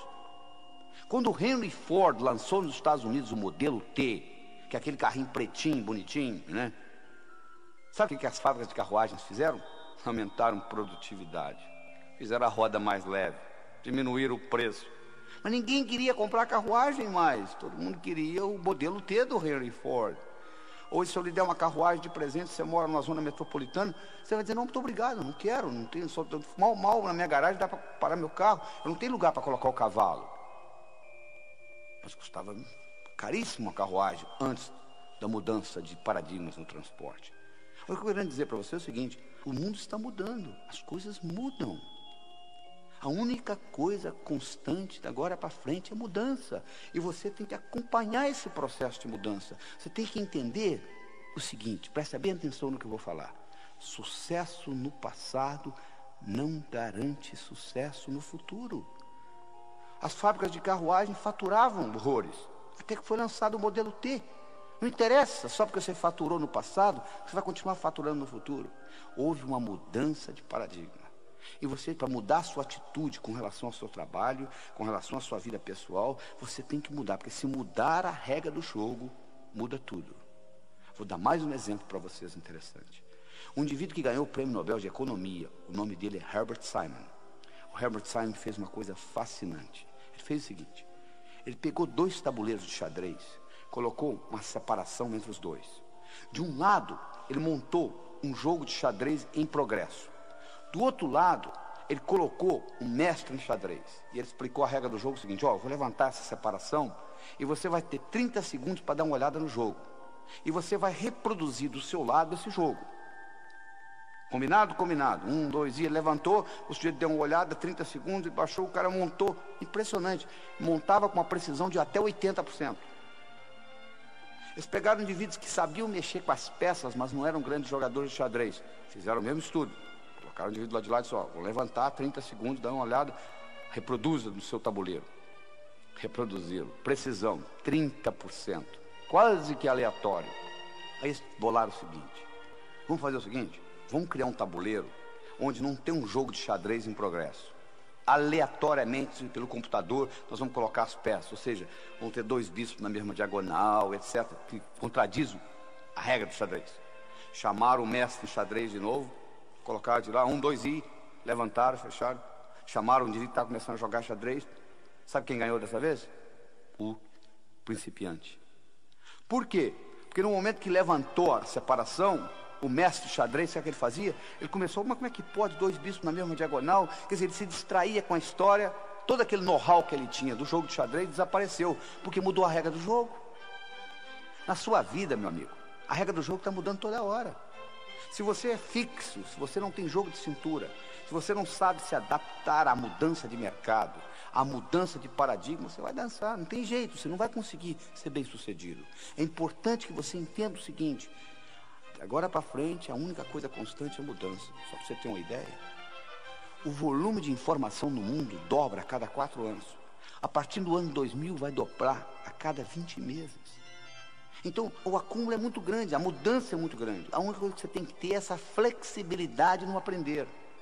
A única vantagem que você tem hoje com relação ao seu competidor é a habilidade de aprender mais rápido. Não sobrou mais nada. É a sua habilidade de aprender mais rápido. E para fazer isso, você tem que entender esse aspecto de paradigma. Você tem que entender que o verdadeiro ato de descoberta consiste não em achar novas terras, mas vê-las com novos olhos. É isso que você tem que entender. Você tem que entender que onde houver mudança de paradigma, há um aumento de possibilidades. Houve uma época que o paradigma era de que o mundo era chato, não é verdade? Até que Nicolau Copérnico veio e disse: não, o mundo não é chato, o mundo é redondo. Ele provou isso matematicamente. Mas quando o mundo era chato, a possibilidade de uma viagem de volta ao mundo seria impossível. Como você vai fazer uma viagem de volta ao mundo, mundo chato? Quando o conceito mudou para o mundo redondo, a viagem de volta ao mundo, que era uma coisa impossível, passou a ser possível. Exatamente na sua vida, igualzinho. O que hoje é impossível na sua vida é impossível por causa do paradigma que você vive. Então deixa eu lhe dar uma pergunta que você vai levar para casa e vai guardar com você, que é uma das perguntas mais importantes que eu acho. É o seguinte: escreva ela num papel e coloca perto do espelho do banheiro. Quando você vai escovar dente de manhã, você olha para ela.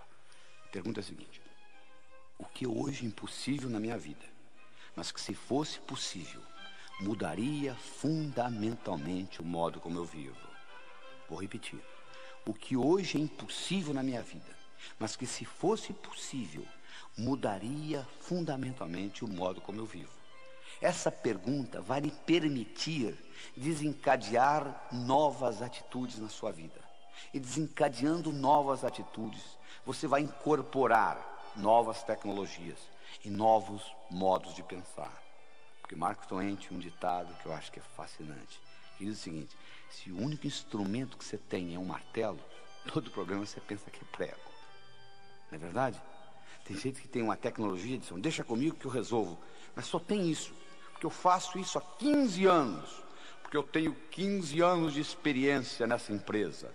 E eu vou analisar. Eu disse: não, meu amigo, você não tem 15 anos de experiência. Você tem 1 ano 15 vezes, é totalmente diferente. Você aprendeu no primeiro ano e repetiu 14. Para ter 15 anos de experiência, você tem que estar constantemente mudando a sua ferramenta. Se essa única ferramenta que você tem é um martelo, todo problema na empresa você vai pensar que é prego.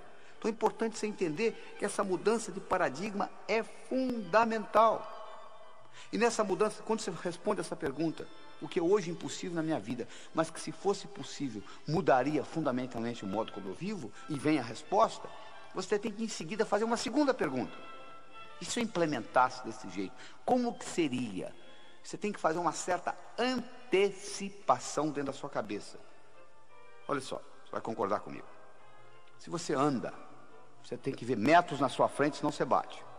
Se você dirige um carro, você tem que ver quarteirões na sua frente, senão você bate. Você está dirigindo um carro a 70 km por hora, passa uma pessoa correndo na frente, não dá tempo de você parar. Se você pilota um avião a 1000 km por hora, você tem que ver milhas na sua frente, senão você bate. Se aparecer um obstáculo a 500 metros, você já bateu. Conclusão: quanto maior é a velocidade que você se locomove, maior tem que ser a sua habilidade de antecipar o futuro. E hoje nós vivemos numa velocidade muito grande. Então a sua habilidade de antecipar o futuro é fundamental. E essa pergunta que eu estou lhe dando lhe ajuda a ser um explorador do futuro. Você começa a explorar o que vai vir para frente. O que hoje é impossível na minha vida, mas que se fosse possível, mudaria fundamentalmente o modo como eu vivo. E respondida essa pergunta, você faz a segunda, e se? E você tem que estar disposto a constantemente se achar obsoleto. Porque toda mudança requer que você aprenda de novo. Quando os suíços descobriram que o relógio eletrônico estava entrando no mercado, sabe o que eles fizeram? Um relógio Patek Philippe, antes do relógio eletrônico, tinha uma precisão de 1/30 de segundo. Sabe qual a precisão de um relógio eletrônico, desses baratinhos que você compra na feira por $5? É 1/30.000 de um segundo. Sabe o que os suíços fizeram quando os relógios eletrônicos foram lançados? Eles aumentaram a precisão de 1/30 para 1/60 de segundo. O que é 1/60 comparado com 1/30.000? Se o único instrumento que você tem é um martelo, todo problema você pensa que é prego. Eles acharam que iam resolver mecanicamente. Não resolveram. Finalmente eles descobriram que não dava jeito. Eles tiveram que entrar no mercado eletrônico. Quando os suíços decidiram entrar no mercado eletrônico, eles tiveram que voltar a estaca zero. Toda vez que você muda um paradigma, você tem que voltar a estaca zero. Eles tiveram que aprender eletrônica com os japoneses e os americanos. Então, todas as vezes que você faz uma mudança de paradigma, você tem que voltar à estaca zero. Você tem que admitir que você é obsoleto naquilo. É importante você entender isso. O único jeito de você crescer, você dizer, eu estou obsoleto nisso, deixa eu aprender com quem sabe. Mas tem gente que é arrogante. A arrogância é cegueira cognitiva. Há, por exemplo, uma grande mudança de paradigmas no mercado, por exemplo, de gerenciamento. Antigamente, o bom gerente era o cara que resolvia problemas e reagia à situação. Hoje, o bom gerente é um indivíduo que antecipa o futuro. Ele questiona o que está para vir e ele identifica oportunidades. É para isso que você ganha, para identificar oportunidades. Isso é importante você entender. E outra coisa importante de você mudar o paradigma é você entender, existe uma metáfora criada por Paul Cordes e Dodd Lynch nos Estados Unidos, onde eles fazem uma comparação seguinte, que você pode viver a sua vida em 3 tipos de estratégias diferentes. Você pode ser uma carpa, um tubarão ou um golfinho. Carpa é aquele indivíduo que é a vítima do mundo. Coitado de mim, estou sofrendo. Eles fizeram isso comigo. O tubarão é o indivíduo que está engolindo os outros. É sempre do jeito dele. E o golfinho é um indivíduo que, quando ele está perto de uma carpa, a carpa pensa que ele é tubarão. Quando ele está perto de um tubarão, o tubarão pensa que ele é carpa. Mas na realidade ele não é nem carpa nem tubarão. Ele é golfinho. E a filosofia do golfinho é o seguinte: para eu ganhar, você não precisa perder, a não ser que você insista. Aí o problema é seu. Por quê? Porque o universo é um lugar potencialmente abundante, feito para todos ganhar. Para eu ganhar, você não precisa perder. E esse conceito é uma mudança de paradigma, é uma mudança de atitude que nós precisamos fazer na nossa civilização. Porque se nós continuarmos com o paradigma do ganha-perde que nós temos no momento, que se deteriorou para perde-perde, principalmente aqui no Brasil, se nós continuarmos com esse paradigma, nós vamos destruir o planeta, porque não vai ter planeta aqui para os nossos netos e bisnetos. Nós temos que aprender a fazer mais com menos. Este que é o grande segredo, essa que é a grande mudança de atitude. Não é aumentar o número de funcionários, não é aumentar o orçamento, não é aumentar o número de horas. É você ser mais excelente naquilo que você faz. E com isso você vai aprender a fazer mais com menos. Você vai produzir mais em menor número de horas. E assim por diante. Essa palavra é resumida do seguinte modo: sinergia. Todo o universo é construído sinergeticamente. Toda a geometria universal é sinergética. E menos do que 0,00001% da população no mundo tem ideia do que a palavra sinergia quer dizer. E sinergia quer dizer o seguinte: o todo é maior que a soma das partes. 1 mais 1 é igual a 4, você muda a matemática. E para você fazer sinergia, você tem que trabalhar com comunicação, respeito mútuo, intuição. E nesse processo de vários cérebros, nesse network, nessa combinação, a somatória do time é maior do que cada indivíduo individualmente. Isso é uma mudança de paradigma essencial para a sobrevivência do planeta. Então, no momento que você muda essa atitude, que você passa a ter a atitude que para eu ganhar você não precisa perder, a não ser que você insista, você muda a sua percepção com relação ao universo. E, por incrível que pareça, quando você passa a jogar o jogo do ganha-ganha, você vai ter mais chances de ganhar também e ser mais bem sucedido na vida. O Napoleão Hill mostrou que aqueles indivíduos que começaram pobres e se tornaram ricos, eles descobriram esse processo, descobriram o processo do ganha-ganha. Então todo mundo ganhando. E com isso nós terminamos essa parte da atitude.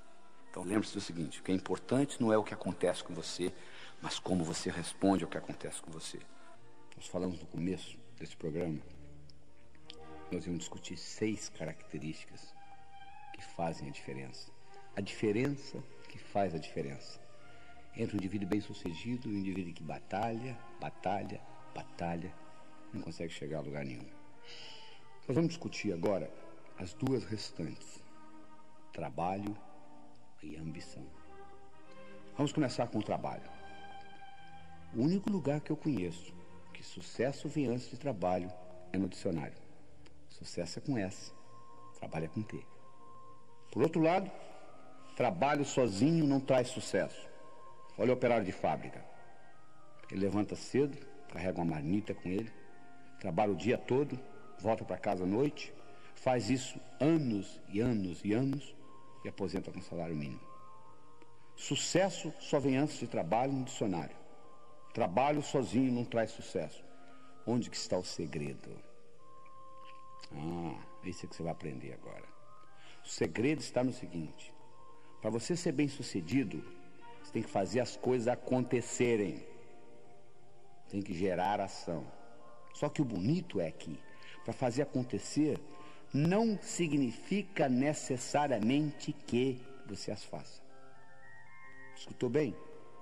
Fazer acontecer não significa que você tenha de fazê-las.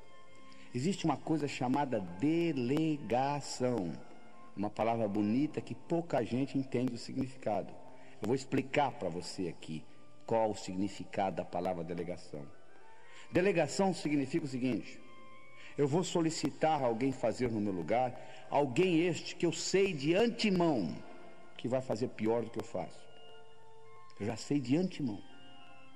E vou solicitar por 2 razões. Primeiro, porque eu, delegando, vai me dar tempo livre para fazer outras coisas mais importantes. E segundo, tão importante quanto a primeira, eu vou dar ao outro indivíduo a oportunidade de crescer. Você chegou onde você chegou na sua profissão porque alguém delegou alguma coisa, alguém deixou você fazer antes de você estar bom naquilo. Então, quando eu delego alguma coisa para alguém, de antemão eu sei que a pessoa vai fazer pior do que eu, mas mesmo assim eu delego. Eu delego porque eu dou a ela a oportunidade de melhorar e ao mesmo tempo eu me libero para poder fazer as coisas mais importantes. É importante você entender isso, porque o que realmente dá resultado no mundo é você ter ideias abstratas e implementá-las. Quanto mais abstrata for a sua ideia e implementada, que ter só ideia também não adianta, mais rendimento você vai ter. Se eu tiver uma ideia sobre transportes, vai gerar mais dinheiro do que se eu tiver uma ideia sobre carros, que vai me dar mais dinheiro se eu tiver uma ideia sobre Ford, que vai me dar mais dinheiro se eu tiver uma ideia sobre Del Rey, que vai me dar mais dinheiro do que se eu tiver uma ideia sobre rodas do Del Rey. Então, quanto mais abstrata, mais hierarquicamente superior for a ideia e implementada, mais rendimento ela vai ter. E quando eu crio uma ideia muito grande, eu não tenho condições de implementá-la sozinho. Eu preciso de uma equipe, eu preciso de delegação, eu sei que gente vai fazer errado. Então é importante você entender esta característica. É importante também você entender, se você trabalha para alguém, que o maior erro que um indivíduo pode cometer na vida é pensar que ele trabalha para os outros. Você não trabalha para ninguém, meu amigo. Você pode até ter alguém que lhe dê um salário no fim do mês, alguém que lhe pague uma secretária, que tem um telefone, etc. Mas na realidade, você está sempre trabalhando para você. O Napoleão Hill mostrou, naqueles milionários, aqueles que começaram pobres, foram funcionários e terminaram ricos, todos eles tinham uma característica em comum. Eles trabalhavam como se a empresa fosse deles. Eles economizavam como se a empresa fosse deles. Eles administravam como se a empresa fosse deles. Porque isso estava dando a eles know-how, conhecimento de como administrar uma empresa. E quando eles abriam a deles, eles já tinham essa experiência. Porque o indivíduo, de modo geral, diz assim: não, eu não vou me empenhar nessa empresa porque ela não é minha. O dia que eu tiver a minha, sim. Mas aí você perde a oportunidade de praticar ser dono de empresa. Você pode praticar ser dono de empresa na empresa do outro. Gastar como se fosse sua, economizar como se fosse sua, administrar como se fosse sua. E com isso, você está pegando know-how para administrar a empresa. É importante você entender isso. O maior erro que você pode cometer é pensar que você trabalha para os outros. Você não está trabalhando para ninguém. Você está sempre trabalhando para você.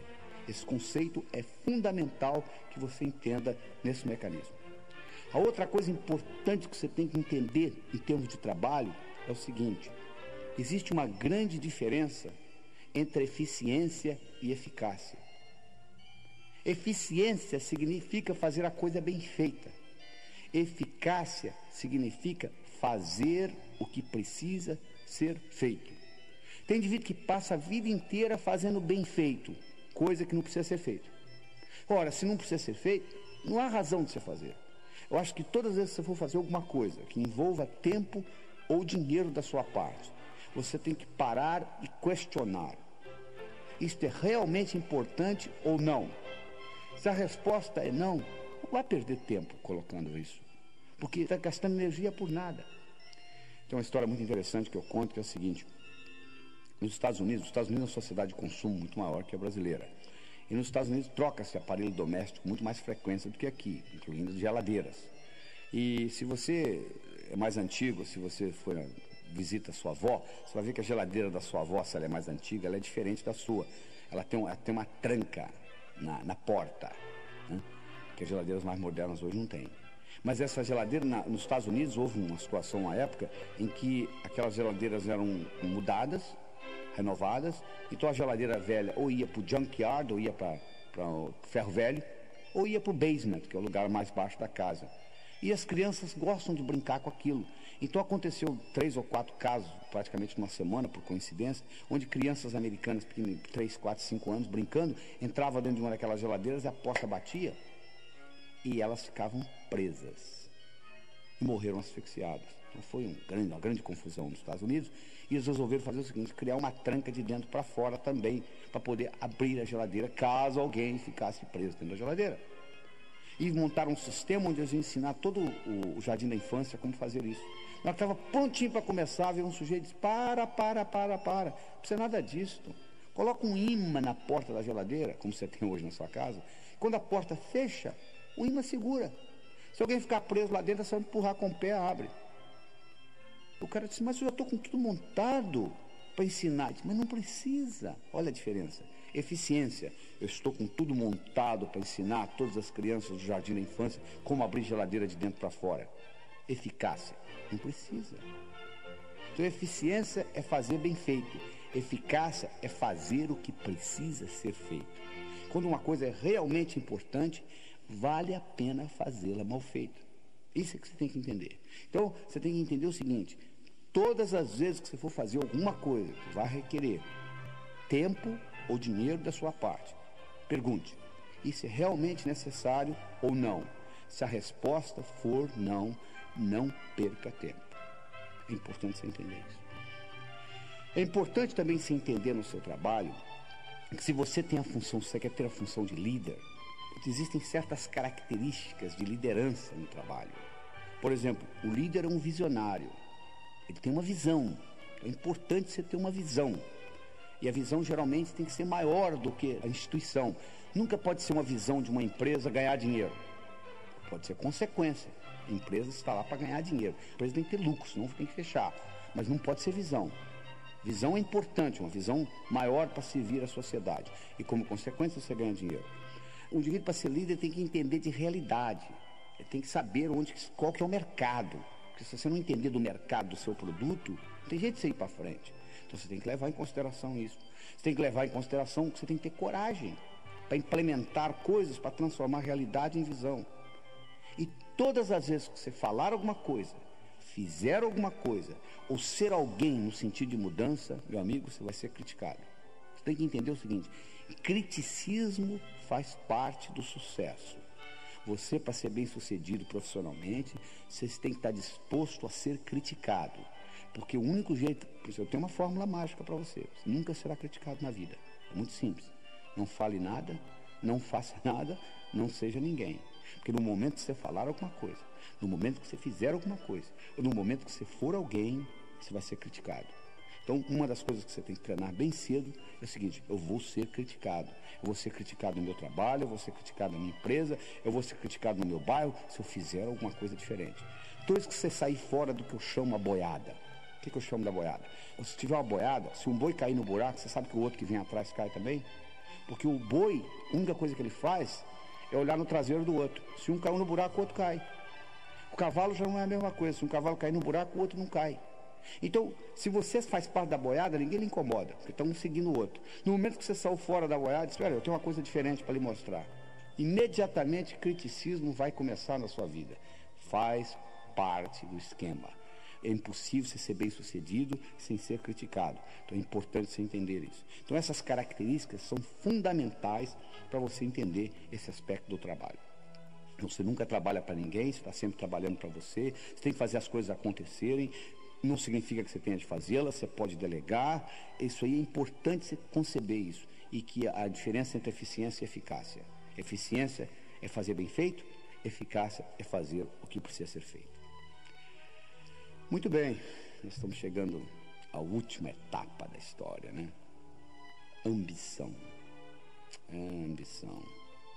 O indivíduo chega para mim e diz assim: doutor Laíra, eu não quero mais nada na vida. Eu digo para ele: na hora de você morrer. Mas por quê? Porque a vida é um constante aprender. Você só aprende fazendo. Você diz que não tem mais nada para fazer, então na hora de você ir embora, então.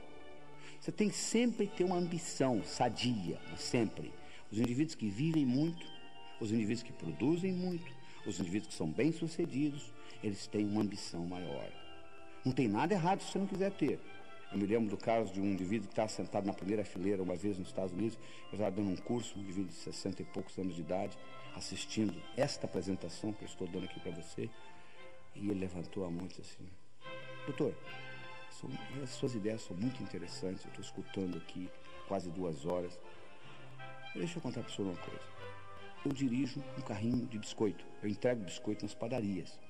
Eu abasteço o carro de manhã e vou de padaria em padaria entregando.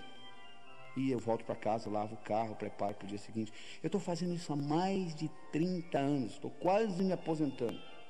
De modo que essas ideias do senhor são muito boas. O senhor quer saber de uma coisa?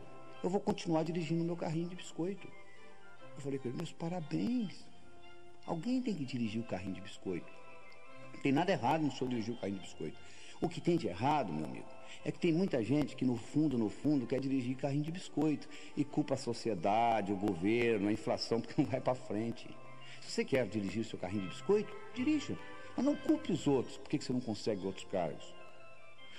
Pessoas, chefes, patrões, podem lhe segurar temporariamente. Você é o único que consegue segurar você definitivamente. Você não consegue segurar um sujeito bom lá embaixo muito tempo. É uma coisa que você pegar uma bola, colocá-la na piscina e segurar a mão. Vai chegar uma hora que a mão cansa, a bola sobe. Se você é realmente bom, independente do governo, do patrão, da inflação, da empresa, você vai subir. Essa é a realidade. Agora, se você quer dirigir carrinho de biscoito, dirija seu carrinho de biscoito, alguém tem que fazê-lo, não tem dificuldade, não tem problema. Ah, mas doutor, eu não tenho opção, porque é o jeito que eu trabalho. Não, opção você sempre tem, meu amigo. Eu sempre digo o seguinte: se você está insatisfeito na vida, você tem sempre 4 opções. Primeiro, saia. Deixe a empresa. Ah, mas eu não posso, eu sou pai, eu tenho filhos para tratar. Tá bom, então mude você. Se adapte à empresa. Ah, mas está muito difícil. Então muda essa empresa, muda o sistema da empresa. Ah, não tenho poder para isso. Então sofra. Faça o que a maioria faz, sofra. Você sempre tem opção, você tem 4, olha só. Você pode sair da empresa, você pode mudar a empresa, você pode mudar você, se adaptar à empresa, ou você pode sofrer. Não fala que você não tem opção não, que a opção sempre existe. Sempre existe. Agora, se você quiser fazer coisas grandiosas, você tem que ter uma ambição, tem que fazer o impossível. O impossível. Sabe o que é impossível? O impossível é aquilo que ninguém faz até que alguém faça. Isso aqui é impossível. Em 1964, um estudante de medicina inglês de nome Roger Bannister correu pela primeira vez 1 milha em menos de 4 minutos. Até esse evento, era impossível um ser humano correr 1 milha em menos de 4 minutos. Até que Roger Bannister correu. Depois que Roger Bannister correu, nos próximos 12 meses, 19 outros atletas correram. Hoje, um atleta classificado, renome, correr uma milha em menos de 4 minutos não é nem notícia de jornal. Olha que interessante. Uma coisa que era impossível até 1964, hoje é cotidiano. É um atleta correr uma milha em menos de 4 minutos. Era impossível você fazer a viagem de Portugal ao Brasil, uma caravela em meses. Hoje você pegar um Concorde, você atravessa o Atlântico em 3 horas. Era impossível isto há 100 anos atrás. Hoje é comum. Então você observa o seguinte, se você partir do princípio que é impossível, você não vai fazer nada. O impossível é aquilo que ninguém faz até que alguém faça. Isso é que é impossível. Então você tem que realmente fazer o impossível. Você tem que fazer coisa que parece que não pode ser feita. E com isso, você vai progredir na vida. Ah, mas doutor, mas o problema é que eu não tenho sorte. Sorte? Não existe sorte, meu amigo.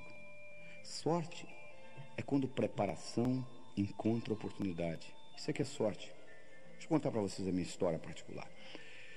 Em 1975, eu morava em Teófilo Otoni, no Nordeste de Minas, e nós tínhamos um grupo de médicos, nós construímos um hospital lá, o Hospital São Lucas. Era uma sexta-feira à tarde, o telefone tocou, de um hotel. Eles disseram, nós temos um hóspede aqui com dor no peito. Dá para ouvir?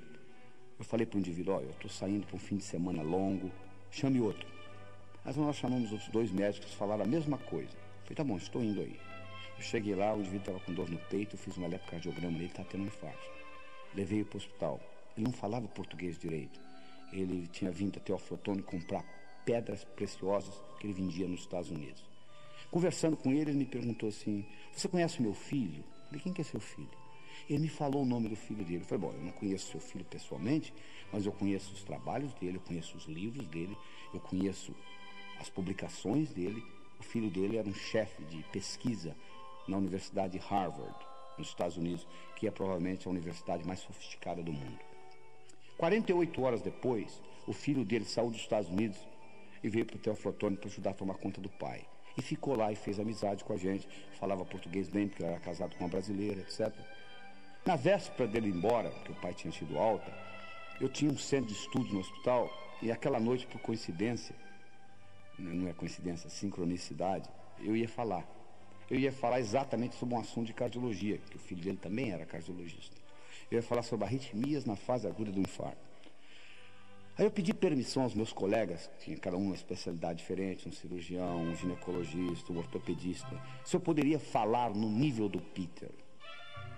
Eles não iam entender nada, mas o Peter ia ficar extremamente impressionado. E eles falaram, tá bom, vai em frente. Eu dei uma aula no nível do Peter. Quando eu terminei a aula, ele veio para mim e disse assim, Laí, você quer ir embora para Harvard? Eu te levo comigo. Eu falei, na época, eu falei, não, sou o dono da região aqui, faço o que eu quero, estou muito bem. Bom, o fato é que 6 meses depois, eu conversando com ele no telefone, e eu estava um pouco deprimido naquele dia, eu perguntei para ele, e aquela oferta que você me fez? Ele disse, continua de pé, já tenho validação do seu diploma aqui nos Estados Unidos, que eu tinha feito a prova passada, por que você não vem? Eu fui. Bom, eu fui de Teófilo Otoni direto para Harvard. Quando eu voltava ao Brasil para fazer conferências nos congressos, os meus colegas de profissão diziam assim, Laí, você é um cara de sorte, hein? Eu falo, por quê?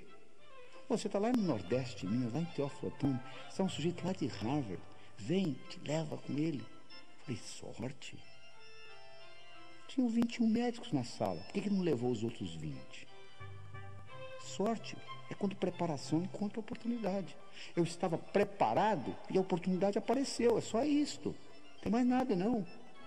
Então esteja preparado, porque as oportunidades aparecem na sua vida. Só que o óbvio só é óbvio para a mente preparada.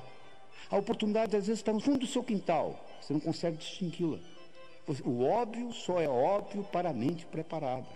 É importante você levar isso em consideração. Tá entendendo? Então é isso que está aí, não existe sorte.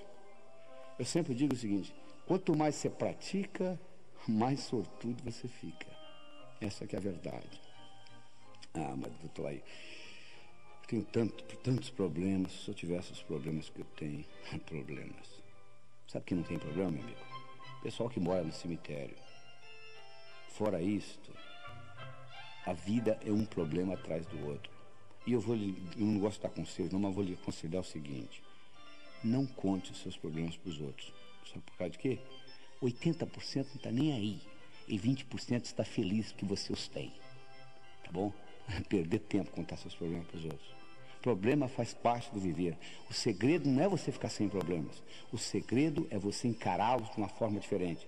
Os seus problemas são os seus melhores amigos. Deixa eu contar para vocês um problema que eu tive que fez uma diferença muito grande na minha vida.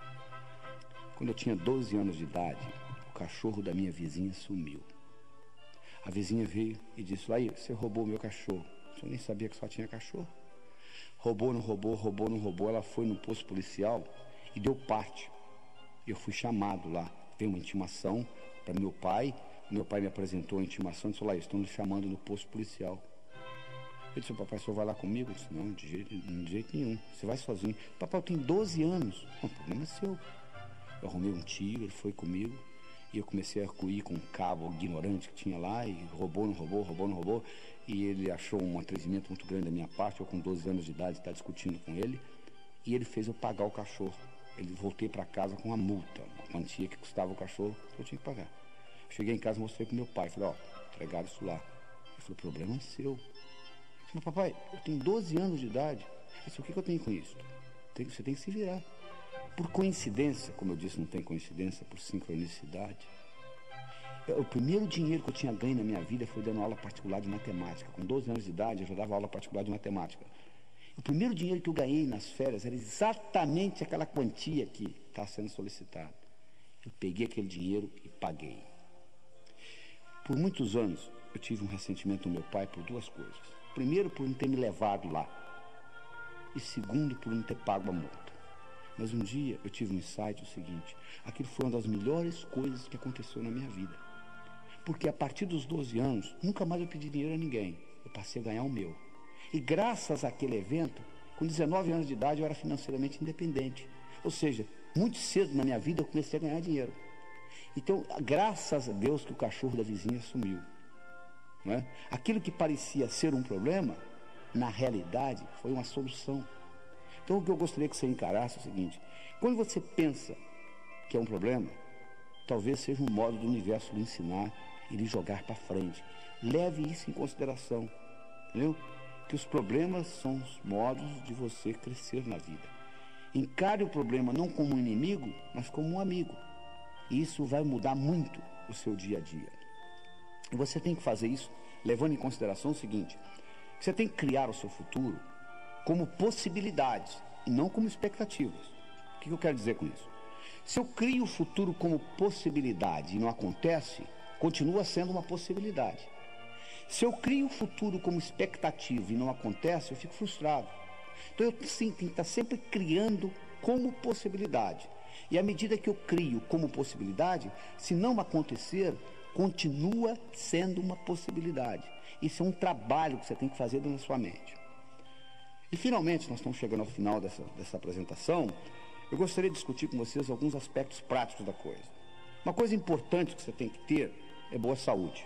Né? Você, para ter uma mente sadia, você tem que ter um corpo sadio. Respeite o seu corpo.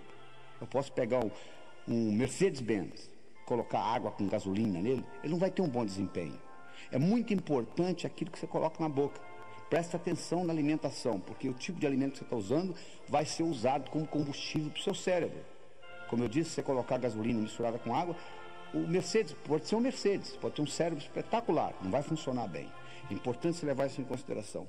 A alimentação é fundamental. É importante você levar em consideração que amigos você tem. Eu já disse antes, se você vive em terreiro de peru, é muito difícil você aprender a voar com águias. Você quer aprender a voar com águias? Fique no meio das águias. Procure amigos que são iguais ou melhor que você, para você puxar você para cima. É muito difícil você nadar contra a correnteza, principalmente com peso no pescoço. E tenha uma expectativa boa do futuro. Eles fizeram um estudo outra vez na Universidade de Yale, em Connecticut, onde eles pegaram 3 grupos de primeiro ano primário. Foram numa professora e disseram: ó, seu Deus, parabéns, esse ano você vai receber os gênios. Os alunos são gênios, fizemos um teste de QI neles, a beleza. Olha que diferença. Foram uma segunda professora e disseram, ó, esse ano você está perdida, porque você vem muito idiota para cá. Nós fizemos um teste de QI nas suas crianças, QI baixo, você vai ter muita dificuldade. Foram com uma terceira professora e disseram, ó, vocês vão receber, você vai receber o mesmo tipo de aluno que você recebe todo ano. No final do ano, aquela que recebeu gênios, exatamente gênios, passaram nota alta, não deram trabalho, criativos, inteligentes. Aquela que recebeu, coitados idiotas, teve um trabalho tremendo, não aprendiam direito, etc. Aquela que recebeu média, era média. Só que a verdade é que não existia nem idiota nem gênio. Tudo era a mesma coisa, eram os alunos que recebiam todo ano. Mas acontece que a expectativa da professora mudou. Aquela que tinha expectativa de encontrar gênio, encontrou gênio. Aquela que tinha expectativa de encontrar idiota, encontrou idiota. Se você tem expectativa de melhorar a sua vida, provavelmente você vai melhorá-la. Se você tem expectativa de piorar a sua vida, provavelmente você vai piorá-la. A decisão é sua e continua sendo sua. E eu gostaria de terminar esse programa com uma história. Eu adoro histórias, porque elas têm um poder muito forte na sua mente. São metáforas, passam além da sua mente crítica. Mas essa história é mais ou menos assim. Era uma vez, numa pequena vila da Grécia, morava um sábio. Sábio este que era famoso, porque tudo apresentado àquele sábio, até aquele dia, ele soube responder. Um dia, um jovem adolescente, conversando com um amigo dele, disse, eu acho que eu sei como eu vou enganar esse sábio. Eu vou pegar um pequeno passarinho e vou esconder nas minhas mãos. Eu vou levar para o sábio e vou perguntar para ele, diga-me, sábio, o passarinho nas minhas mãos está vivo ou morto? Se ele falar vivo, eu vou espremer e deixar cair morto nos pés dele. Se ele falar morto, eu vou abrir e deixar o passarinho voar. Ele pegou o passarinho, colocou nas mãos, levou para o sábio, olhou para o sábio e disse, diga-me, sábio, o passarinho nas minhas mãos está vivo ou morto? O sábio olhou para ele e disse, meu jovem, a resposta está nas suas mãos. O mesmo eu digo para você. Você está escutando essa apresentação por agora 2 horas. O que você vai fazer com esse conhecimento, eu não sei. A minha missão está terminando aqui. A sua vai começar. Isso pode entrar por um ouvido e passar por outro. E não ter nenhum impacto na sua vida.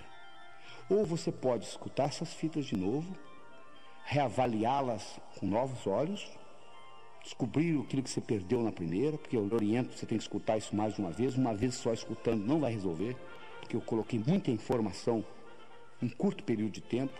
Escute 1, 2, 3 vezes, analise, veja como você pode aplicar isso no seu dia a dia, porque só escutar e achar bonito não resolve nada, você tem que implementar, você tem que colocar em prática isso que eu estou lhe passando. Mas eu gostaria de deixar, finalmente com você, a seguinte mensagem. O seu sucesso, tanto pessoal quanto profissional, esteve, está e sempre estará nas suas mãos. Lembre-se do seguinte, intenção sem ação é ilusão. Ouse fazer e o poder lhe será dado. Até logo.